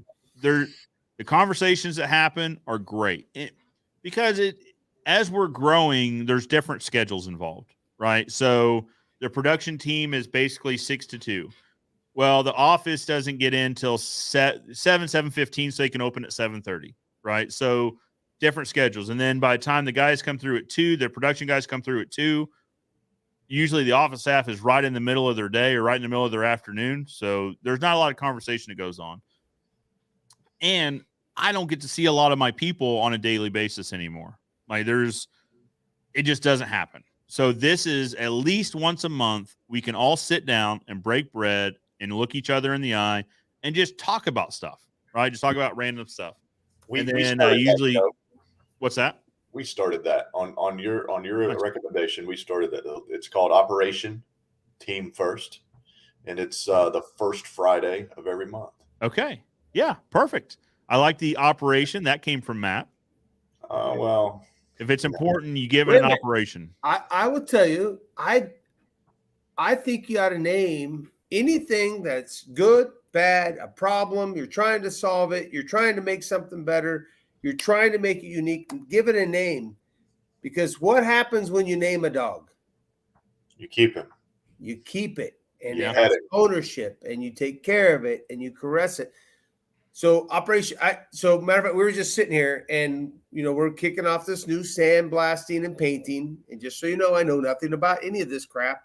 I'm figuring it out as I go. But I said, hey, I would like to meet for about 6 weeks in a row, about an hour with this team so we can see what we're all learning and Rachel says, okay, let's name it. She knew right away. We need to name it because then it has ownership. Naming a problem. If you're losing money somehow, give it a name, how you're going to solve it. So everybody knows that as soon as you say Operation Epic, everybody knew exactly what I was talking about. I had this. Go ahead. No, I just case in point on that. I know that you're building a pond on the far property and a walking trail and a whole thing where guys can fish and hunt and the whole thing. I remember that because it's Operation Mallard. Yeah. That's what, and if I say to anyone else that was there, Operation Mallard, they're like, oh, that's Matt's project where he's doing a pond and it's this and it's this and this. Yes. And I don't have to say, oh, remember when Matt was talking about, he was digging the pond and with the fishing, and they go, and hunting too. Yeah, that one. And this Operation Mallard, we are on the same page immediately. Yep. Sorry, I didn't mean to interrupt you, but No, case in point. it is, and you know that I got that actually from John Gordon, which wrote the book Good to Great, and he named stuff, and I was like, oh my gosh, that's brilliant. So around here, if we have a problem that is causing rift in the company, so we give it a title, so we have a solution for it, and people own it, and it works. Anyhow, that's a side bit. Sorry. No, yeah, I love these rabbit holes we go down. I absolutely love them. That's the rabbit hole's not bad. If we did it, we stopped. Now we're moving on. Hey, write that note down and take it because it works. I'll give things a name. That was if we want to talk about one key takeaway from Matt's event, that was mine. Give it a name. Good. Give it a name. Oh, I like that a lot. You mean it wasn't the snake oil? Okay, yeah. Just kidding. Yeah. Well, the next baseball field I build, though, I'm going to think about you. I'm probably not building a baseball field, but if I were, actually, yeah. All right. No more rabbit holes. So noon lunch, we're eating tri-tip, hash brown casserole, probably have some Hawaiian rolls because I really like Hawaiian rolls for lunch. But during this lunch, my team is going to stand up and introduce themselves so that if you haven't met them during the walkthrough that morning, you will know Sarah's the person to talk to for residential. Jim's the person to talk to for commercial. Matt's for fabricating. Scott's for installation. I'm for your overall operations questions. So that the afternoon, now listen, if you want to show up, eat lunch, and head back to the hotel, God bless you. Sounds like a plan. But this way, all afternoon is going to be reserved for breaking off into small groups and talking about whatever it is that group wants to talk about, whether it's a residential process, commercial process, what have you. My team is 100% available to talk about whatever specific things you want to talk to them about. You guys also get to meet Kai. So Kai is our newest. He's our newest team member. I'll just leave it at that. I'm excited for you guys to meet Kai. He's one of these guys. He's always excited. He's got a cool story to tell. So anyway, Kai will be there as well. What else? So then Thursday and Friday, we're going to get into training there at the Doubletree Hotel at their meeting rooms. They are fantastic meeting rooms. They spent a bunch of money building basically like a conference center onto the hotel. Very nice. The fence is right outside. It's clean, ready to go. About 400 feet. So whatever we don't stain throughout the event, I got my guys scheduled to come in Monday to stain the rest of it. So the Doubletree is going to have a very nicely stained fence as well. One difference. If you've come to a previous staining university or any of the courses that we've put on, classes we've put on, one thing that's a little bit different is you'll notice the amount of instructors is significantly less, right? Because what we're trying to do, we're trying out a concept, which is fewer structured talks, more time for just roundtable discussions. I think that's me and Matt talked about that. We've all talked about this. I think roundtables are where an incredible amount of value comes out because it's literally us having a conversation and just seeing where it goes. I like that concept a lot. But also leaving room for just the networking and general conversations that happen after hours of the event, right? The dinner discussions that come up, the just chats in the lobby at midnight that come up. We want to give more time for that because I really think a tremendous amount of value comes there. Don't misunderstand. A tremendous amount of value comes from the structured learning, but I think an equal amount of value comes from the unstructured conversations. So we're leaving plenty of time for that. Well, lunches will be provided by the Doubletree Hotel. I believe it's cold cut sandwiches, that sort of thing, completely provided. So complete transparency. Who's paying for what, right? The Doubletree is getting a clean and stained fence out of this deal. Therefore, they're giving us the meeting rooms, are giving us meals. They gave us some discounted hotel rooms for everyone. Now, unfortunately, they're closed. I had them reopen it for a few weeks, and then they closed again. And I asked them if they could reopen that block, and the answer was no. Those are just because they're starting to book up. But anyway, that's where this comes from. I don't want anyone to misunderstand why we're getting free lunch. It is because the DoubleTree is getting a free stain fence. So we're all trading here. But yeah, they're going to provide lunches. There's going to be a few dinners. One of the things one of the new concepts that we're running out that I'm excited about is actually, this is an Aaron Kennedy idea. We're going to raffle off lunch or dinner with the experts, right? Because there's some cool conversations that happen at these dinners organically. So, for example, at dinner in Nashville at a really cool Mexican restaurant, we all discussed the idea of the what if of the cleaning chemicals in pouches, pre-portioned packages. Caleb said, "Hey guys, I've got an idea, and I want to hear your guys' feedback." How long we jammed on that for? What, an hour, Caleb? That idea? Yeah, and not only that was color coded. Yeah. Now our That's right. chemicals are in 8-ounce pouches are color coded, and right. it's magnificent in every way. It's just well, perfect. and then I mean, granted, we did talk about purses for a little while at the dinner in Columbus, but we also talked about like some ideas of where we want to go with just training in general, right? And where we want to go with our businesses. Matt said, "Hey guys, I got a really cool idea. I'm not going to talk about it because it's Matt's conversation to have when the idea happens. But like these are the conversations that happen." And Aaron's like, so Aaron and Sarah sat in on a few of these dinners in Virginia, in Richmond, Virginia. He's like, you should auction that off. You should absolutely auction that off as a seat at that table. We're going to give that a shot. Where all the dinner, all the are we instructors? I guess all the people getting up and talking are going to be at this dinner. The auction proceeds pay for the dinner. Again, full transparency, but it's a seat at the table, right? It just to be a fly on the wall or participate. I would rather you participate in the conversation. But there's a nice restaurant there on site, Hula Hands. I thought Hula Hands was like a local thing. It is not a local thing because it's like a Hilton thing, I think. Because that's actually where we had dinner in Columbus with Hula Hands. It was at good, a DoubleTree hotel. So I was like, oh, okay. So this is like that's a thing. All right. It was good. I will tell you, you know, and I love it that we all have our own thing that we bring. I'm addicted to business. I'm a serial entrepreneur. I love it. We officially, I mean, with the sandblasting and painting, we officially have 8 companies, and I've learned so much. And I want to tell people this is what I did right. This is what I did wrong. Yep. I've got some busts in there, man. I failed. By the way, fail is first attempt in learning.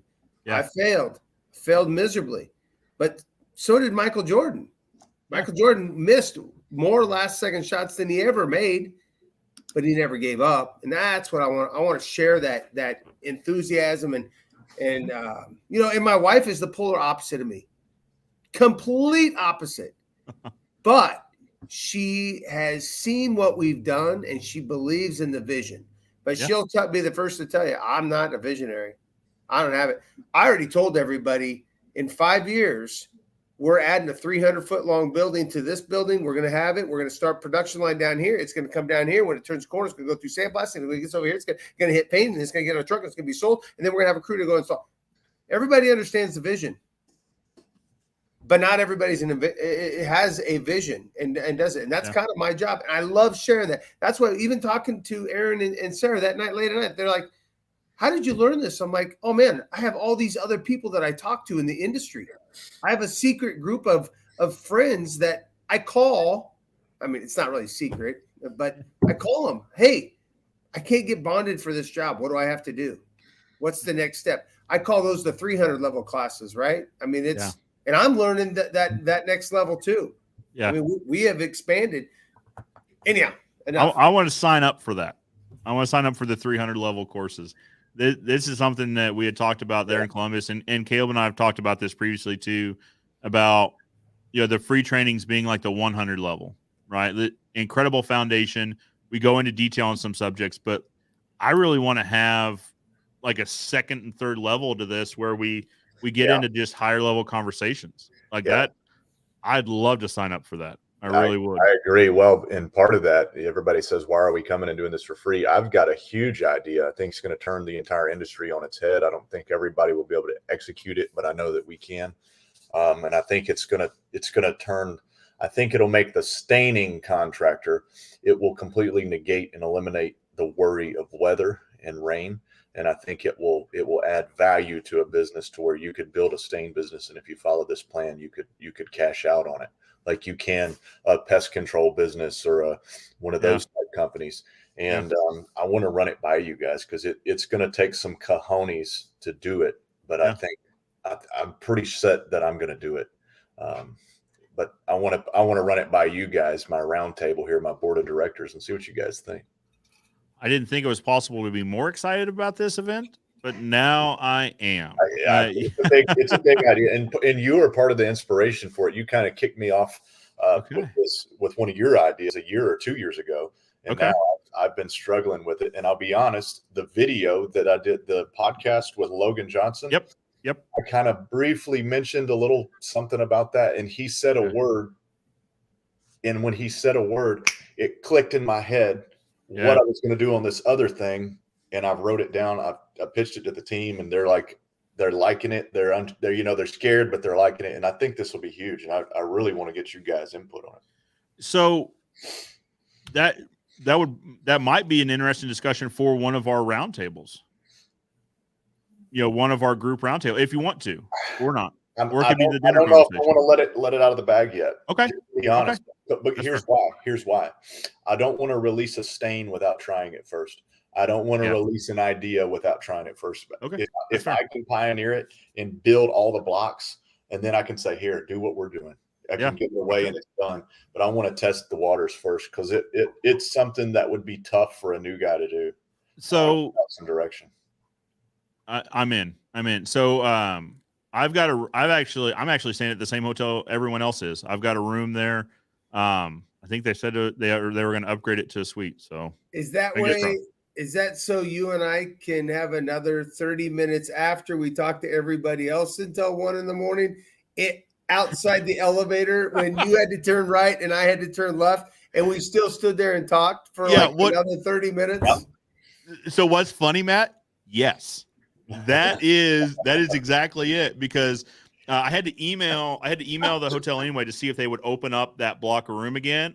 And I was like, hey, also, if you've got a room available, I just want to stay there. Like, I live 30 minutes away. Like, it's not far, but I want to be present for that conversation. You know what I mean? Like, if we had split ways at the lobby, like, all right, guys, I'll see you in the morning, that conversation wouldn't have happened. Right. So powerful stuff. Yeah.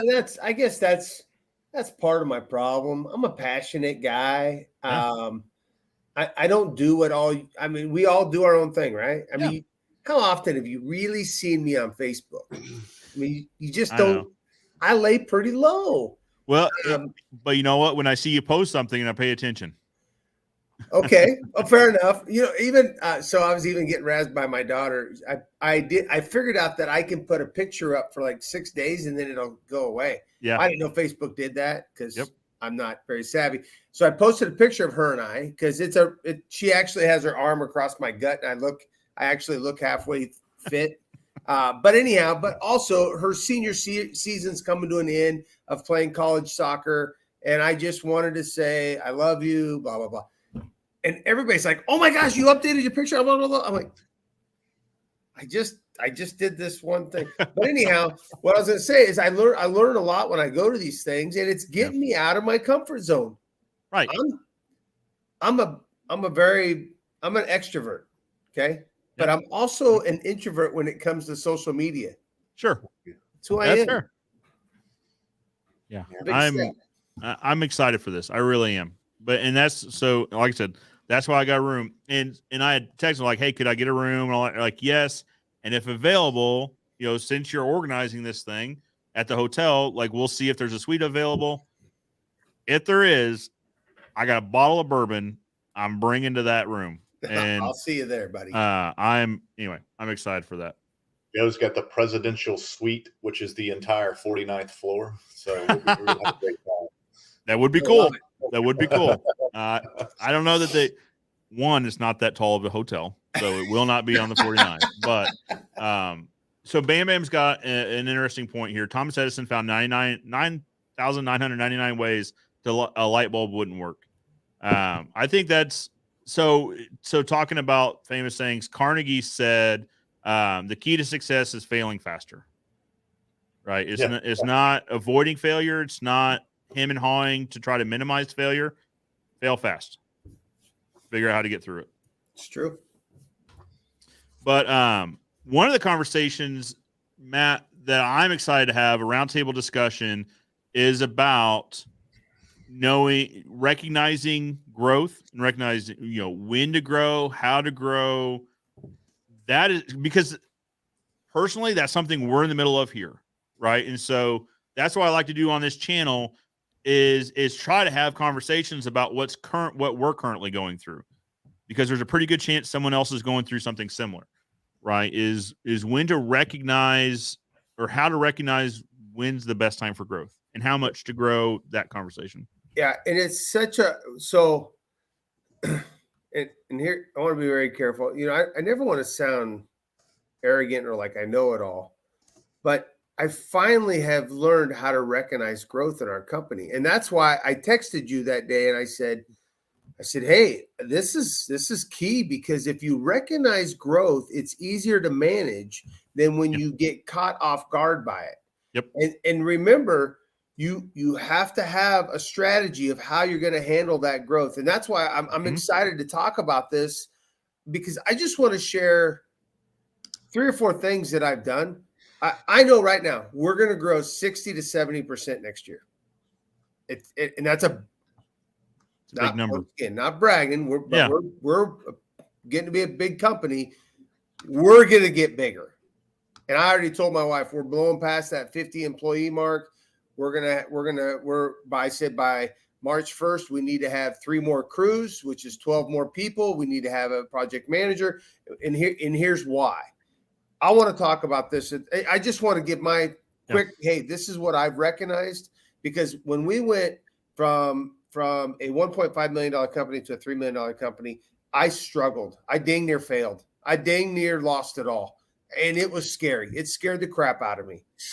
Now that I'll shut up. I could go. No. I could see. I get so excited about this because I actually have something to tell you that I do now that I think works, but it's all good.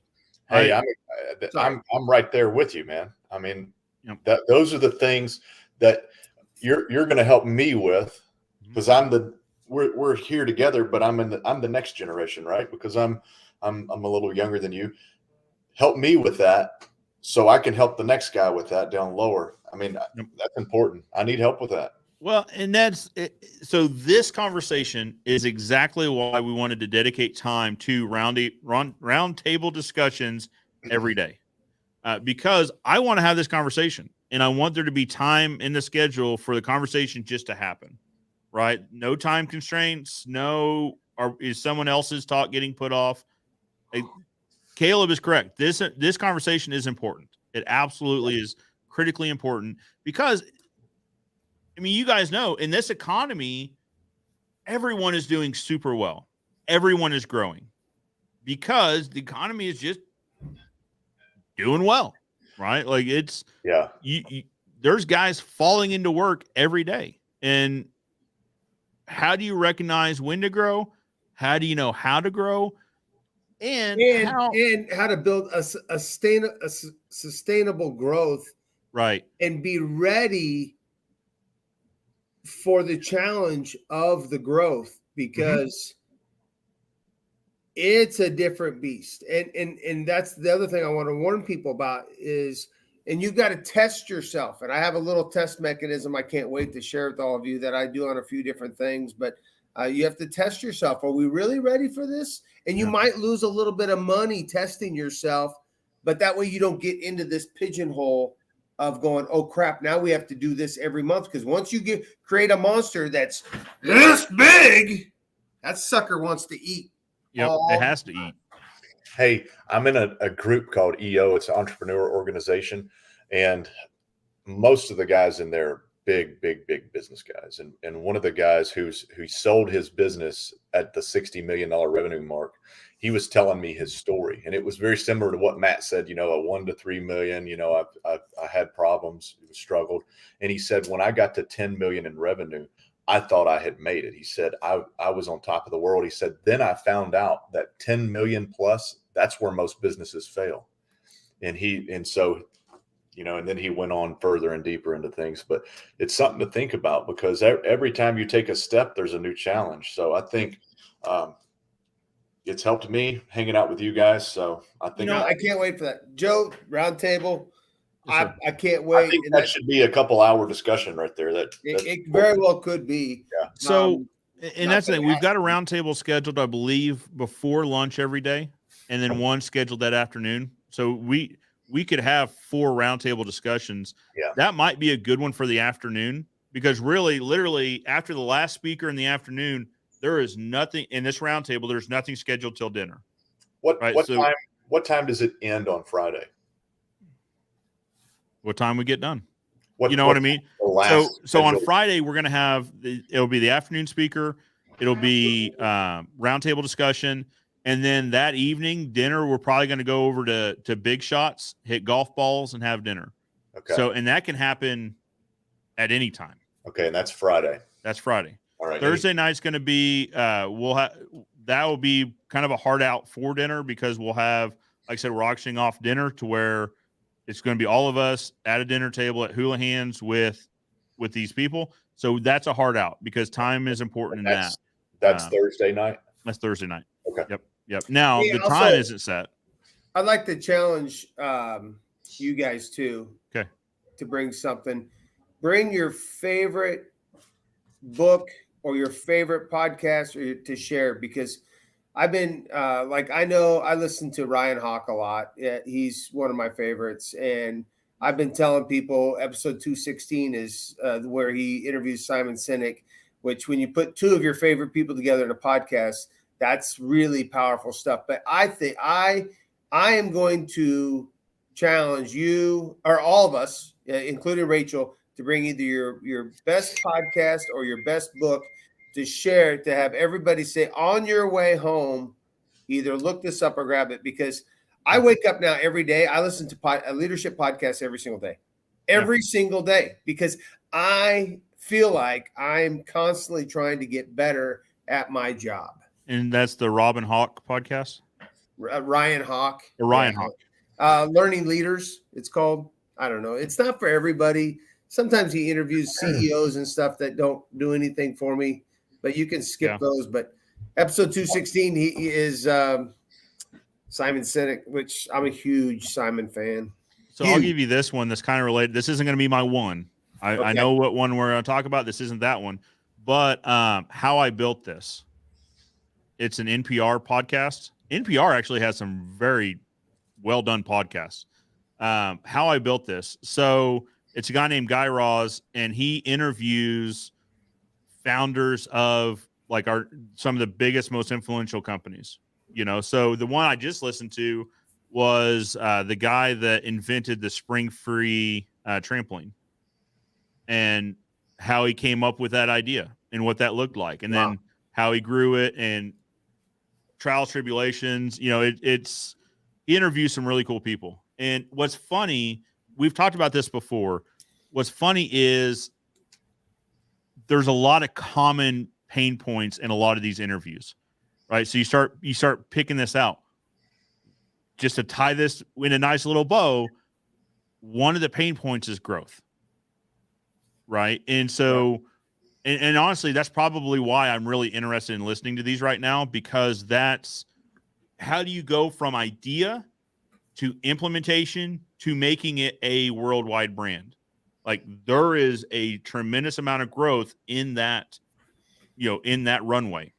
Right. So, Good but stuff. So How I Built This by NPR. It's a great one. It's what I'm listening to right now. I can't get enough of it. Downloading them right now, man. I appreciate the it is true. Really, any of those NPR podcasts, because they also They've also got one called The Indicator, which is more of an economic type. They talk about key indicators people should pay attention to. Any of those NPRs are good ones. Like Matt said, though, they might not be for everybody, and that's fine. I would rather hear an idea and see if it applies than not hear the idea, though. Mm-hmm. You know what I mean? Does that make sense? It's like I would rather check out the ability to check out Ryan Hawk's podcast, and maybe it doesn't, but maybe it does. Yeah. Actually, I'm so addicted to podcasts that I finally got myself to actually take one morning off. So every Thursday morning, I don't listen to anything. I shower in the quiet. Because I listen to podcasts while I'm showering. When I get up, I go start the coffee pot. I start my podcast, and then I walk around the house with my podcast, and I go in the shower with it. I take it everywhere I go. So now I have Thursday mornings, clear mind. I just clear my mind. I clear the mechanism, and I get ready for Friday. Anyhow, but I'm a dork. Why Thursday mornings? Because Fridays. I like to try to bring good. Friday's is the worst day of the week, production wise. It really is. Yep. People are starting to check out for the weekend. They're not focused at work. That's how people get hurt. I think we have had more injuries on Fridays than we've ever had on Mondays. Interesting. And not big injuries, but I'm talking, stitches, just little things have happened on Fridays. So I try to listen to a podcast that's going to get my energy level up, that's going to get me fired up so I can bring in energy to the building. I am the energy bus. There's a book called The Energy Bus also, but I try to bring that and get people ready. So Thursdays is my okay, I've listened to this Monday, Tuesday, Wednesday, Thursday. I wake up, I pray, I try to have some silence, try to actually have my own thoughts instead of listening to so many other people's thoughts. And then I come to work early in the morning and I try to write down my thoughts, trying to get better at that. I suck at it. So I'm trying to be better at, this is my notebook that I keep, that I'm trying to put notes in and make sure that I'm doing a better job. I've got 49 people that I'm charged with. Notice that? I learned this the other day. It's not about who you're in charge of; it's who you're charged with. Okay, I like that. I'm charged with these people, these families. Yeah, I take it really serious. That it's my job to help promote, to help make sure that they have a roof over their head. And it scares me sometimes, the decisions that I make, because I could affect essentially 48 people. If everybody's got a plus one, you're talking, 100 people and some kids, you're talking 115, 120 people livelihood. I could screw up. Mm-hmm. Scares the crap out of me. Yeah. It's more than that. I mean, it's a lot. Well, that's the thing, is that number gets really big when you think about vendors, when you think about just all the people that depend on a business, right? To be part of their business. Yeah. So I think a lot about that sometimes, because so the building we're in right now, at one point it was a company called Growmore, and they serviced Get and Go gas stations. That was their own. They had so much work that was their client, was Get and Go gas station, or Get and Go. Anyway, because Get and Go later became Come and Go, but anyway, so it was Get and Go gas stations. Well, then Get and Go shut down all their gas stations in Southwest Missouri. It just was a market that didn't perform well for them, so they shut it down. And then Growmore went out of business, and then this building sat empty for a lot of years. Vagrants moved in, and anyway, that I think about that, because that was a decision that Get and Go made that had ripple effects, further than they could imagine. Yeah. Like no one at that table that was discussing it probably thought about a company called Growmore, and I don't know. You're right. Effect. You're right. It is bigger. Thanks. Now you just gave me more anxiety to think. No, I'm kidding. I don't have a lot of anxiety. I'm a bit of a Bible thumper, so I have a lot of my faith that as long as I'm keeping the right road, it's all going to work out. So I just don't have a lot of anxiety. But anyhow, what's next? But something to think about. So roundtable discussions are going to happen. I am really excited for these conversations to happen. So we're going to talk about, I think we already went through this, but we'll go through it again. So we're going to talk about, Matt's going to talk about company culture, because that is something that I am a daily student of Matt's on, is trying to see what he's done and how I can implement it. So I can only imagine the value that he brings others. I'm going to talk about marketing. That's something that I enjoy doing, specifically video marketing, branding in general. I think what I want to do though is, video marketing is important, but I want to talk about the bigger picture, which is just branding, right? What are you known for, and how do you become known for it? Does that make sense? How do you relay that message? What are you known for? What are your key differentiators, your unique selling propositions, and how do you let your market know about that, right? Because I'll tell you, so I talk a lot about video marketing, and we run a contest, and the contest is basically 5 days of creating live video. And I don't want this to sound negative, but so you see companies that get really involved for that week, right? They're shooting a lot of videos, they're putting a lot out there. I mean, so from the Virginia event, we had 2 winners. Like, it was so close. We had 2 winners, lots of people creating content. And I follow these companies, right? Because I get really invested in like their success. I want them to succeed. And the videos stop though. Like, it's usually a week or 2 weeks later and the videos stop. And it's like, what? So that's something that rolls around in my head, is like, okay, so I feel like this is incredibly important, but the message I'm putting out maybe isn't resonating, right? Because the videos go for a week or so and then the videos stop. And so anyway, so I'm going to kind of reevaluate the talk I give into maybe a broader approach. So to put out some ideas that might stick, that people can implement. So maybe the video thing is obviously an idea that is hard for folks to implement in an ongoing way, in a lasting way. So Joe, you just inspired a thought. Okay. So what is that? That's sort of the New Year's resolution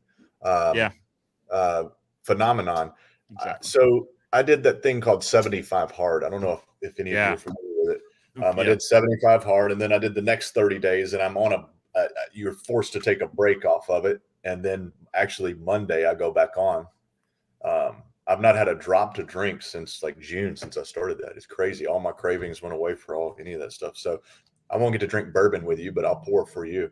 But sure. The point is that they have an app that's just got these check boxes. You just check. Did you do this today? Did you drink a gallon of water today? Check. Did you do this today? Did you do this today? Check. And if you wake up the next morning and you didn't check a box, there's a picture of this guy that started this, and he's like, "Did you complete yesterday? Don't lie to me," And it's like, yeah, I didn't complete it. I got to go back. But we might be able to put together a real simple little app of all the things that you and I know that we need to do. Hey, I need to do this. I need to do this. I need to do this. Well, not for everyone else, but for us. Yeah, because it works. Then you give it away. It absolutely works.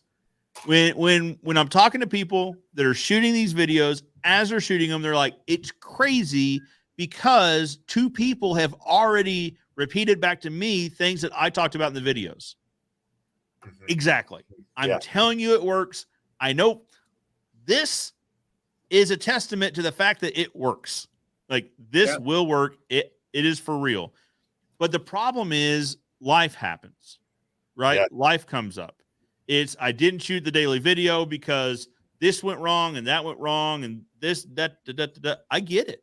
I absolutely get it. The problem is it doesn't start back up, right? So I like that, Caleb. One of the reasons 75 hard works too is it's long enough to create habits. Yeah. Right. What is it? If you do something every day for 30 days, it becomes a habit or something like that. It's 21 days, they say, but I think it's more like 75 to 90 days. I mean, it really is, because comfort creeps in. Sure. Well, there's a reason it's not the 10-day hard. Yeah. Or the 20-day hard. It creeps in and it'll take you away. We have bionic flies here in Tennessee. It's crazy. But yeah, that might be something that I know that's something that would help me, and I might look into that. You know, it's like, what are the 10 things a day in your business that would propel you not to the next level, but up 3 levels over a 3-year period? And let's put it in an app and give ourselves some check boxes, and let's check that crap off every single day. Hold ourselves accountable.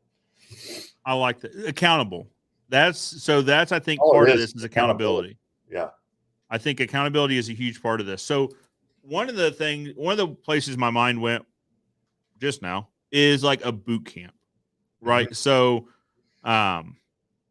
might not tell it now, but I've been through a few CrossFit boot camps, right? And the boot camps are always a month long.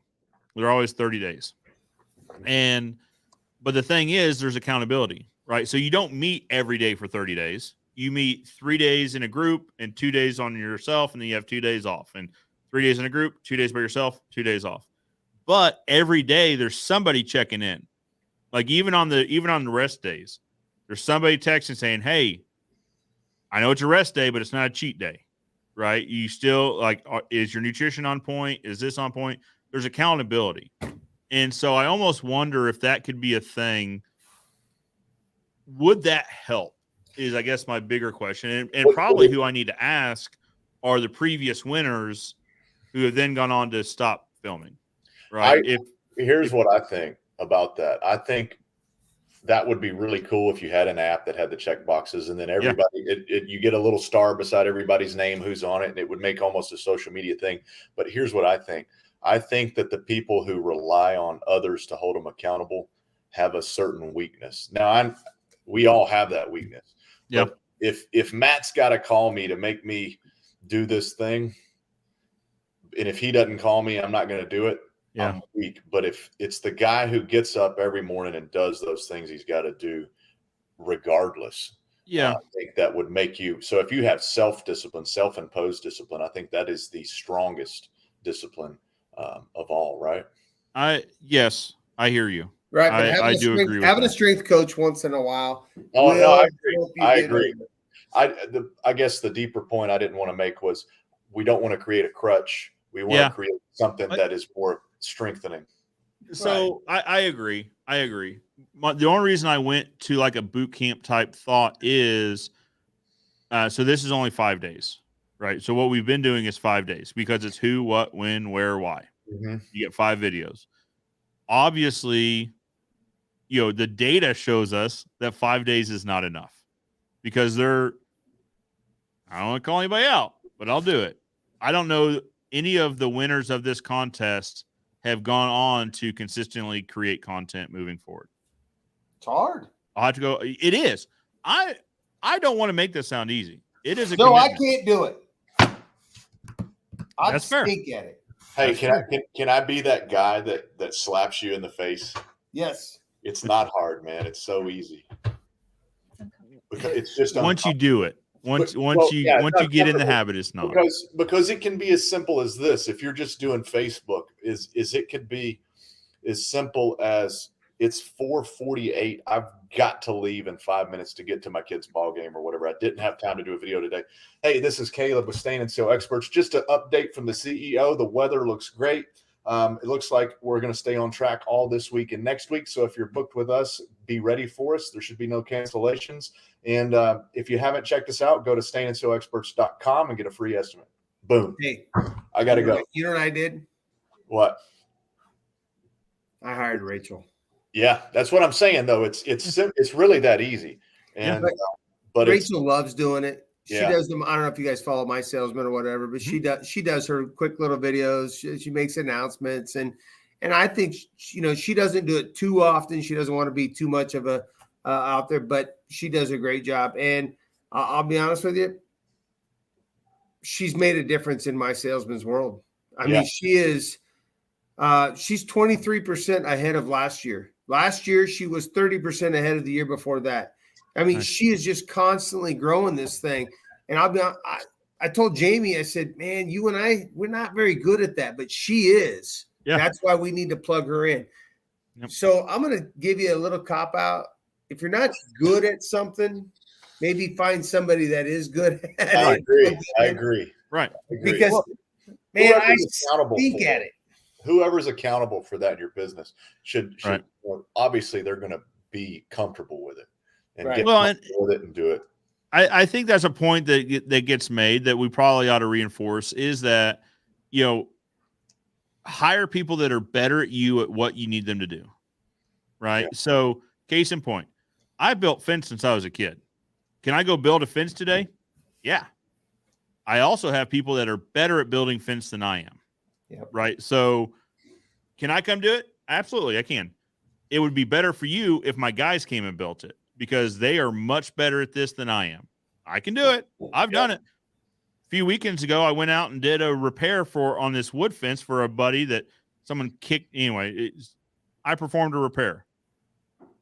I then sent my guys back to make it look nice, right? Like I got it done. It worked. That's awesome. The But dog stayed in, right? yeah, that's the thing. It was a friend's bit. So I'll But tell you back what to the happened. point, It was a friend's business that had the business next to it had a dumpster next to their wood fence, and somebody set fire to this dumpster and it burnt their fence. Well, it's an auto body place, so people can get in and out of that. Well, they're responsible for these people's cars. What is a hot commodity right now? Catalytic converters. So he's like, hey, I got to get this thing fixed like today now. Like, well, partner, it's Sunday and none of my people are coming in I'm not asking any of my people to come in on Sunday. However, take a picture so I know what I'm bringing. I'm going to run to the shop. I'm going to get some 2x4, some pickets, a hammer, and some nails. It will get fixed. And then I'll send the guys by next week to fix it better. to make it look nice, But I mean, that's the thing is I can do it, but Right. it's better if I have my people do it. And I could do a video, but Yeah. it's better if I have Rachel do it. Well, Bingo. Matt, you could. I mean, if you wanted to get more comfortable with it, if you had a private group in your company that had all your family in it, you could do a message to the company. Oh, Caleb, don't worry. I don't need to get any more comfortable with Just it. an update to the company, and then Rachel could be the face of the company to the rest of the world. Actually, I have a problem. I do like to lay low. And matter of fact, my people are telling me we need to talk about what we do and how we do it because it's really cool. Like my people are telling me we need to brag about who we are. And I'm like, no, let's just do what we do. But you're right. No, I could. Yeah. So that's another conversation too, is that's something that, and I'm going to toot my own horn and I understand that, but we do quite a lot for our community. We do quite a lot for the community, but I'm not super comfortable talking about that. Mm-hmm. Right. Because I think there's been enough people that put out that message for the wrong reasons that now everyone assumes that when you talk about what you've done for the community, it's for the wrong reasons. Right. Right. And I don't know, like I struggle with that because here's why I want to do it.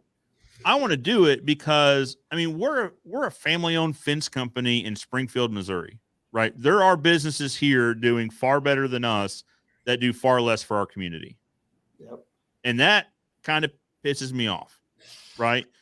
Imagine what this community could look like if these people invested, and invested isn't necessarily money. It can be time and it can be whatever. But imagine if they invested at a level that we do, right? And I know that sounds conceited. Like that's as soon as I said that, I was like, that sounded very self-serving. No, you're right. But here's the thing too. Imagine how much tax money you could save if businesses voluntarily helped out and did things at the parks and the recs and the community buildings and all this stuff.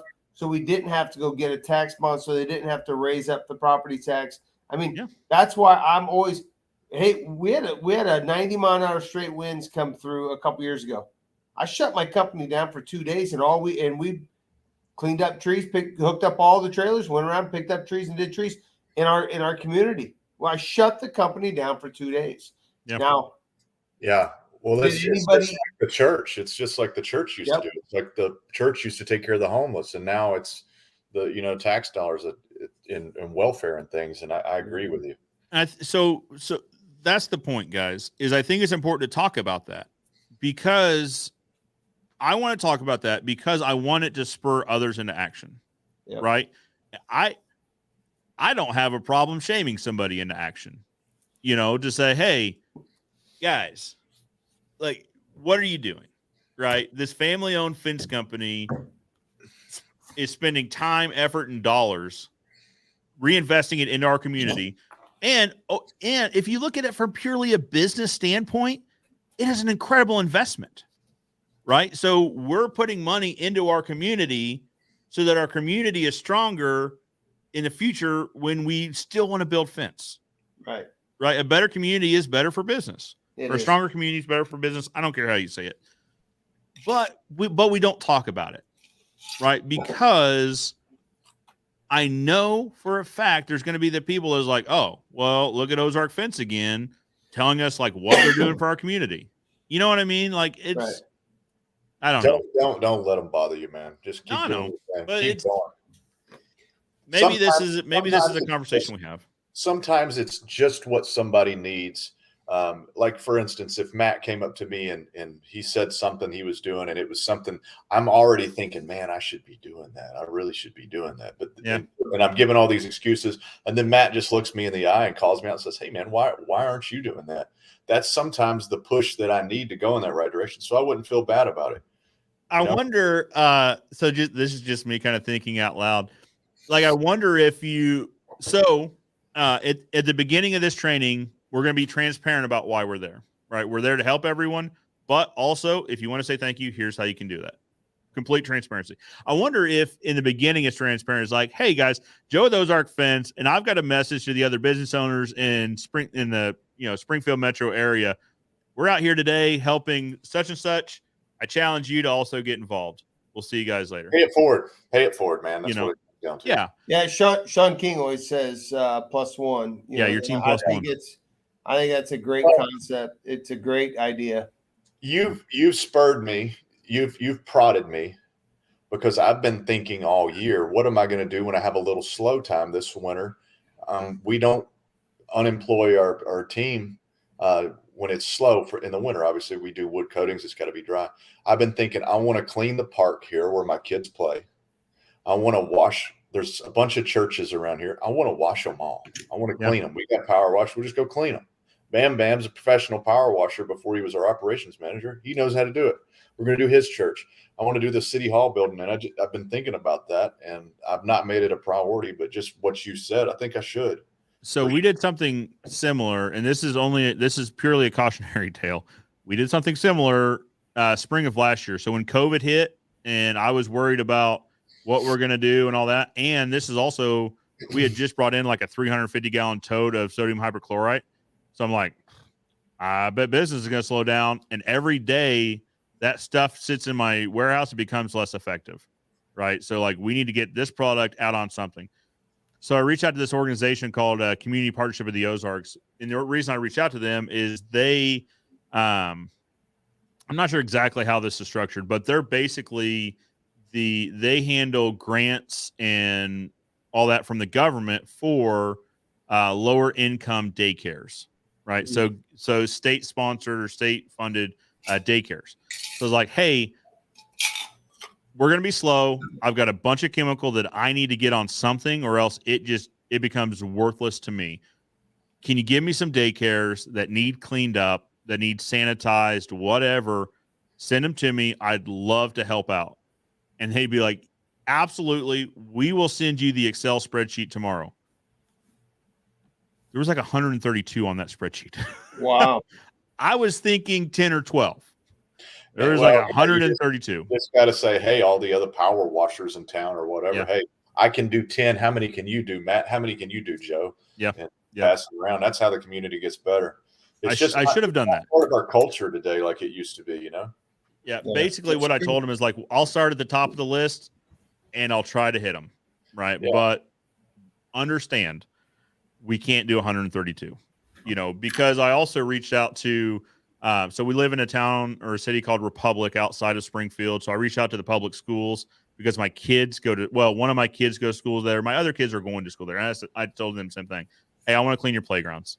I want to make them safe. I want to clean them. I want to sanitize them, all that. I did not think about how many elementary schools there were in our town and how big their playgrounds were. So anyway, but yeah, so we went cautionary tale, understand what you're getting into, but also it will make you feel incredible. Yeah, like it really because the amount of thank yous for my birthday last year, CPO went around and they had kids sign a banner that said, "Thank you, Ozark Fence." Yeah. I don't want to say I cried, but I cried. Yeah. You know what I mean? Like, it is incredibly important work. Yeah. Like, it is incredibly impactful. So I commend you for that. Absolutely. Well, it's true. It's more blessed to give than to receive. It's a true fact. Yeah. Understood. Yeah, absolutely. Agreed. That statement sums up the whole snake oil thing. You know? Yeah. That guy who said that, maybe he's never lended a helping hand, or maybe he's forgotten what it felt like the last time he did. Well, you know what? And sometimes it's hard to just say thank you. You know? Yeah, tell my wife about it. Honey, this supper is delicious. Well, you know, it would have been better. But yeah. Just say thank you. Thank you. Yeah. Hey, So Bam Bam's got a point. So I've got my team is out at Scott's house. We're doing we bought 300 pumpkins for the kids to get, and they're grilling burgers and they're doing it. So I'm gonna sign out. Yes, sir. Yes, sir. I'm excited about next week though. I'm excited to come down and meet some new people. I'm excited to talk to do I told Rachel it was going to be my last farewell speech on time. Maybe I'll do it again, but I am passionate about time and managing time and making time, especially for the ones that we love. But I love hanging out with you guys. So thank you to you guys. And I've gotten to know Sean a lot better, and I've gotten to know all you guys, and we've built these relationships, these friendships that are going to be a lifetime. And I can't wait to see what everybody does. And I have some ideas of stuff that I can't wait to share with you guys. And Joe, I gave you the teaser on the one. I said, man, I think I might have, you know what, in 5 years, you might say, hey, so did you ever do that? I'm going to say, oh yeah, I did that. It failed miserably. Oh my gosh. And you know what? But I'll have a story to tell you. And that's part of what we're doing. And my thing is out there on this channel or this universe that we're on right now, I just want people to know that everybody has their own way to do it. So don't do it the way I do it. Don't do it the way Caleb does it. Don't do it the way Sean King does it. Don't do it the way Joe. But I've always said, take a little bit of what you think works, apply it, and try to make your own sauce, your own recipe. You don't have to follow the recipe to my exact tea. Do your thing. But we are all similar in what we take good care of our people. We give back to our community. We say thank you. We pay our people a very good wage. All those things we're all similar about. So I highly recommend them. Yeah. But anyhow, I'm going to sign out. I love hanging out with you guys. You guys are the best. I'm going to go play bag toss and coins, and then hang out and bond with my people. Very good. Matt, thank you so much for being so giving of your time. I really do appreciate it. We will I'll see you guys Wednesday. I'll be there with bells on. All right. I'm going to talk Sarah into hash brown casserole. Hey, bring me maybe 50 pounds of hot dogs when you come, okay? Well, aren't they good? I've not had one yet, Matt. I don't know. Oh, all right. I'll bring some. All right. Peace out, guys. You guys take care. We'll see you. And Joe, then we were a lot of fun. That's a whole lot of fun, man. Yeah, I agree. Guys, this is just kind of a snippet of what I think we're in for this week at the training event. I mean, this is it literally, like, if you've been, you understand. If you haven't been, this is basically what we're about. Helping others through just having helpful conversations. I think that's actually a really good way of putting it. We help each other. We help others by having helpful conversations or important conversations, right? It's so important. It really is. And we get a lot of good stuff done. I I agree, man. It's a lot of fun, and can't wait to see where the future takes us with it. We got 6 minutes left. So if you guys have any last minute questions, comments, etc., drop them in the comments below. Yeah. I'd love to say hi to you guys. If we haven't said hi to you yet, say hello. Love to say hi. Let's talk about the fee for the event, and let's drop again tell the details for those who didn't hear it. So, yep. So the fee is to bring a problem that you're having. That's right. Then bring a solution to a problem you used to have. And if you tell us what you're struggling with, somebody can help you. And then obviously the other guy he may be struggling with what you were dealing with last year. So that's it, man. Bring a problem, bring a solution, and come see us at Staining University and Business Growth Accelerator. Did I get that right? Yes, sir. Yes, Good sir. deal. Yes, sir. In the Ozarks, man. Are you guys close to the Ozark Mountains? Are we going to get to see some mountaintops?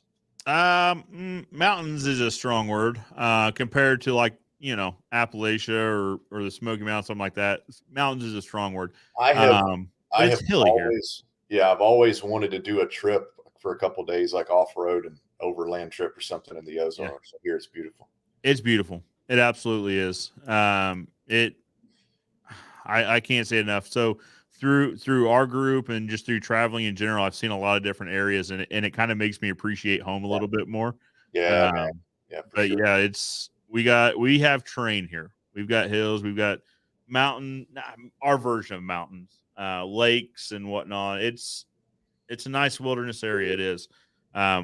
We won't see a lot of that during the training. I mean, it's right in the middle of town. So, but yeah, we've got that. Yeah, that's interesting that you say that. And I apologize for not bringing that up sooner, Caleb, because we had talked about that, the event isn't free. Monetarily it is, but we want you to bring your problems, and we want you to bring solutions to problems you've had recently. Right, because that is a tremendous part of this value is people helping people, and saying, hey, this is what I'm going through, right? And I think that's, like I said, I think that's where I get the most value out of this channel this YouTube channel is when I talk with you and I say, hey, here's what I'm going through, and you say, think about this, or this, or you just saying, hey, Joe, we just got done doing this thing, and this is what we found worked the best. Yeah. A good way in our EO group, we've got this thing called Gestalt. And basically in that group, you're not allowed to give advice. You can't say, Joe, well, man, I've been there and here's what you should do. You got to do it. You got to tell a story. You got to tell and this makes you an excellent storyteller. And I'm still new to this, but I think in 10 years, I will be a good storyteller. But like, for instance, Ruben, if I ask Ruben a question, I say, Ruben, man, I'm dealing with this. I've got a problem. Ruben just reaches into his file and he says, years ago, we had this lady working for us, and here's what she did, and blah, blah, blah, blah. And then here's what I did, and here's how I handled that situation. And by telling it in a story, I get to take from it what I want. Does that make sense? Yeah. Yeah. Maybe the point you thought I needed to hear was not the actual point that I needed to hear to provoke my thought process to make the change I need to make. So, man, storytelling's awesome. So if you can tell me when Matt's like, and when he talked about his $1 to $3 million thing when he almost failed. I think we can learn so much more from him just telling that story. Right. What happened, right, what he did, and how he got to the other side, instead of, well, man, here's what you got to do. You got to stay on top of your accounts receivable, and you got to stay on top of it. Well, we already know that. And right, we're going to take that advice. But if he tells that story, man, you pick up so much more from it. So it's more relatable. Yeah, that's something to take into consideration with this whole thing is, man, if we can just tell a story on how we got through it, everybody that comes, man, tell your story and we will learn. Jesus in the Bible, how did he speak? In parables, man. He told stories. Yeah, so stories work. Ever since I heard you say that the first time about the EO rule about you cannot give advice, you can only talk about situations that you've gotten through. Yeah, and I was like, that is such an incredible way of also So eliminating bad advice maybe is because sometimes you hear people give advice and you wonder, like, that's not based on something that happened, Yeah. right? Now, what that could be is, hey, I did this and this is what happened. So I would advise you to do something totally different, which is this. Well, that's just an idea, right? Like that's not any sort of result. It's not result based. Now, the story could be, I did this and here's how it went wrong, and leave you up to create your own, your own moral to the story. Yeah. I like that a lot. I Well, really if do. you're a 20-year-old kid and you're thinking about going down, or 20, you just turned 21 and there's some crazy bar in town you're thinking about going to, and grandpa says, son, don't go down there. You're probably not going to listen to him. But if he says, when I, you know how they do, they lean back and they go, well, when I was 21, Yeah. at a 57 Chevy, and I was, and I went down here to do this, and I went with what's his name, and we went out and we started drinking and doing the things that 21-year-olds do. And here's a picture of my friend. He got killed that night when he drove home because if you tell that story, man, I'm going to think twice. But Yeah. if you just say, don't go down there, Yeah. it's going to go in one ear and out the other. So I think that's an extreme case of it, but that's human nature, isn't it? It is, and what's funny is, like, I think you just gave me like parenting advice as well. Because like, how many times as a parent like, listen, don't do that. Why? Because I said so. Mm-hmm. Like that. Don't ask me to justify my reasoning. I'm telling you, I know what's best, and I say don't do it. Well, there's times, for that too, right? Yeah, but it would be good. Yeah, I need to be better at giving context, though, right? Like, don't do this because, right? And I like stories. I like your analogy of the granddad being like, all right, well, let me tell you a story, and I'm paying attention, right? When Grandpa used to start a conversation with, well, all right, okay, that was his cue of, I'm going to teach you a thing or two. Like, let me educate you on this subject. He goes, well, all right.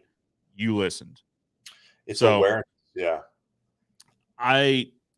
So not only is this a fencing and business show, this is also a parenting show, because I'm going to take some of our own advice here and try to implement that, because to a 4-year-old, because I said so, doesn't really resonate. Yeah. No, that's true. But there's also times when, and I think if you do enough of one, then when you do say something like, hey, don't step out in the road, there's a bus. I don't have to tell you there's a bus coming. I just do it. It's like the mama deer who, I don't know if you've ever seen videos of this, but if a deer that has a fawn is walking through the woods and they're about to go into an open field, a deer can smell or sense we're not going in that field. Something's not right. There's a dude in there with a 300 Winchester Magnum in a tree stand, and I can't see him, but I know he's in there. The mama deer will kick, bite, and literally beat down the baby to stop it from going out there before she lets it go out there. And there's a reason. There's a reason for that, Yeah. Well, it's evolution. Yeah. Evolution has told her, there's something wrong, and to preserve the next generation, I've got to keep the next generation. We might have to knock them out, right? So I've seen that happen a few times with bucks. I have been incredibly frustrated sitting in my blind. I'm ready. The does are out. The does have the fawns out. I'm like, okay, I gotta let them get through, and then the button bucks come out. Gotta let them by, and then like the little 4-pointers come out, 6-pointers come out. And I can see daddy and granddad sitting in the woods, but I don't have a good shot. I gotta wait for him to come out. And he's just, he's sniffing and he's watching, he's sniffing. He's like, you know what? Not today. Turns around and goes back. I'm like, I just let all of these guys walk through. They just told you everything's fine. And he's like, no, not today. Hey, I'm gonna go eat acorns. Here's a serious question. So you're a deer hunter. What does your camouflage look like? Is it like just straight orange camouflage? No, it's usually digital camo. Orange digital camo, right? Yeah. Well, so and I'll be completely honest, I haven't hunted in a long time. It's been several years. But yeah, I used to hunt. When I did hunt, I'd hunt from a ground blind, and I'd usually only archery hunt. I typically didn't rifle hunt. So rules here in Missouri for archery hunting are a little bit different. Like you don't have to wear blaze orange. It's a good idea to wear blaze orange, Yeah, if you're going, but it's not required. Yeah. But during I think rifle's a week and a half long here. During rifle season, you have to. It has to be blaze orange and all that. So that we did a partnership with our local AAA or AA baseball teams, the Springfield Cardinals. They feed into the St. Louis Cardinals. Anyway, it was camo up front with the Cardinal S on it, and on the back was blaze orange. That thing went wildfire with the hunters because that's usually what you see is camo up front, blaze orange in the back. I guess the thinking is when I'm looking at the deer, they can't see me, but anybody behind me can see me. I guess that's the thought. But makes sense. anyway, Joe, man, it's time to go see right. the family, isn't it? That's right. So Roger's got a good point. He said you should have held up the sign about 100 times. So I talked to Jeremy about this idea of holding up the signs when we've got good concepts and then not. And I told him I keep forgetting to hold up the sign. He said, Joe, I'm gonna watch it anyway. I'm gonna watch. You can kind of tell when there's new conversations. He's gonna pick it up and just at each new time he's gonna sit and watch it for a little bit. He's like, don't even bother with the signs. I watched the rest of it anyway because I know there's a few golden nuggets in there anyway. So we don't have to hold up signs. Jeremy's just gonna watch it. Jeremy, thank you for watching the last 2.5 hours of this video. I hope we found 2 or 3 golden nuggets in here. I know we have. I know I have. I've got 2, 3, 5 things written down here, and I'm sure there's more. I'm sure there's more that I missed, but yeah, I think we found at least 3 or 4 good hot take segments out of here. I think it went well. But guys, I can't say thank you enough for those of you that have stuck around. Roger's been with us the entire time.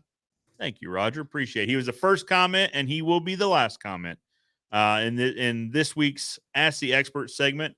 For those of you coming to town, can't wait to see you Wednesday. For those of you that haven't registered yet, registration link is in the description below. Please click it so I know how much tri-tip to go by Tuesday. I can cook it up Wednesday. So let us know let us know you're coming so we know how much food to prepare for. Caleb, do you have any last minute thoughts, comments? Oh, thank you guys. Can't wait to see you in Springfield. It's going to be a blast, and can't wait to see what I learn. And see you then. Can't wait to see you in about 4 days, Caleb. I appreciate it. All right, man. Have a great day. We'll see you, guys. As you guys know, I'm Joe Everest, the fence expert, reminding you that good fences make good neighbors. And I'll see you guys next week.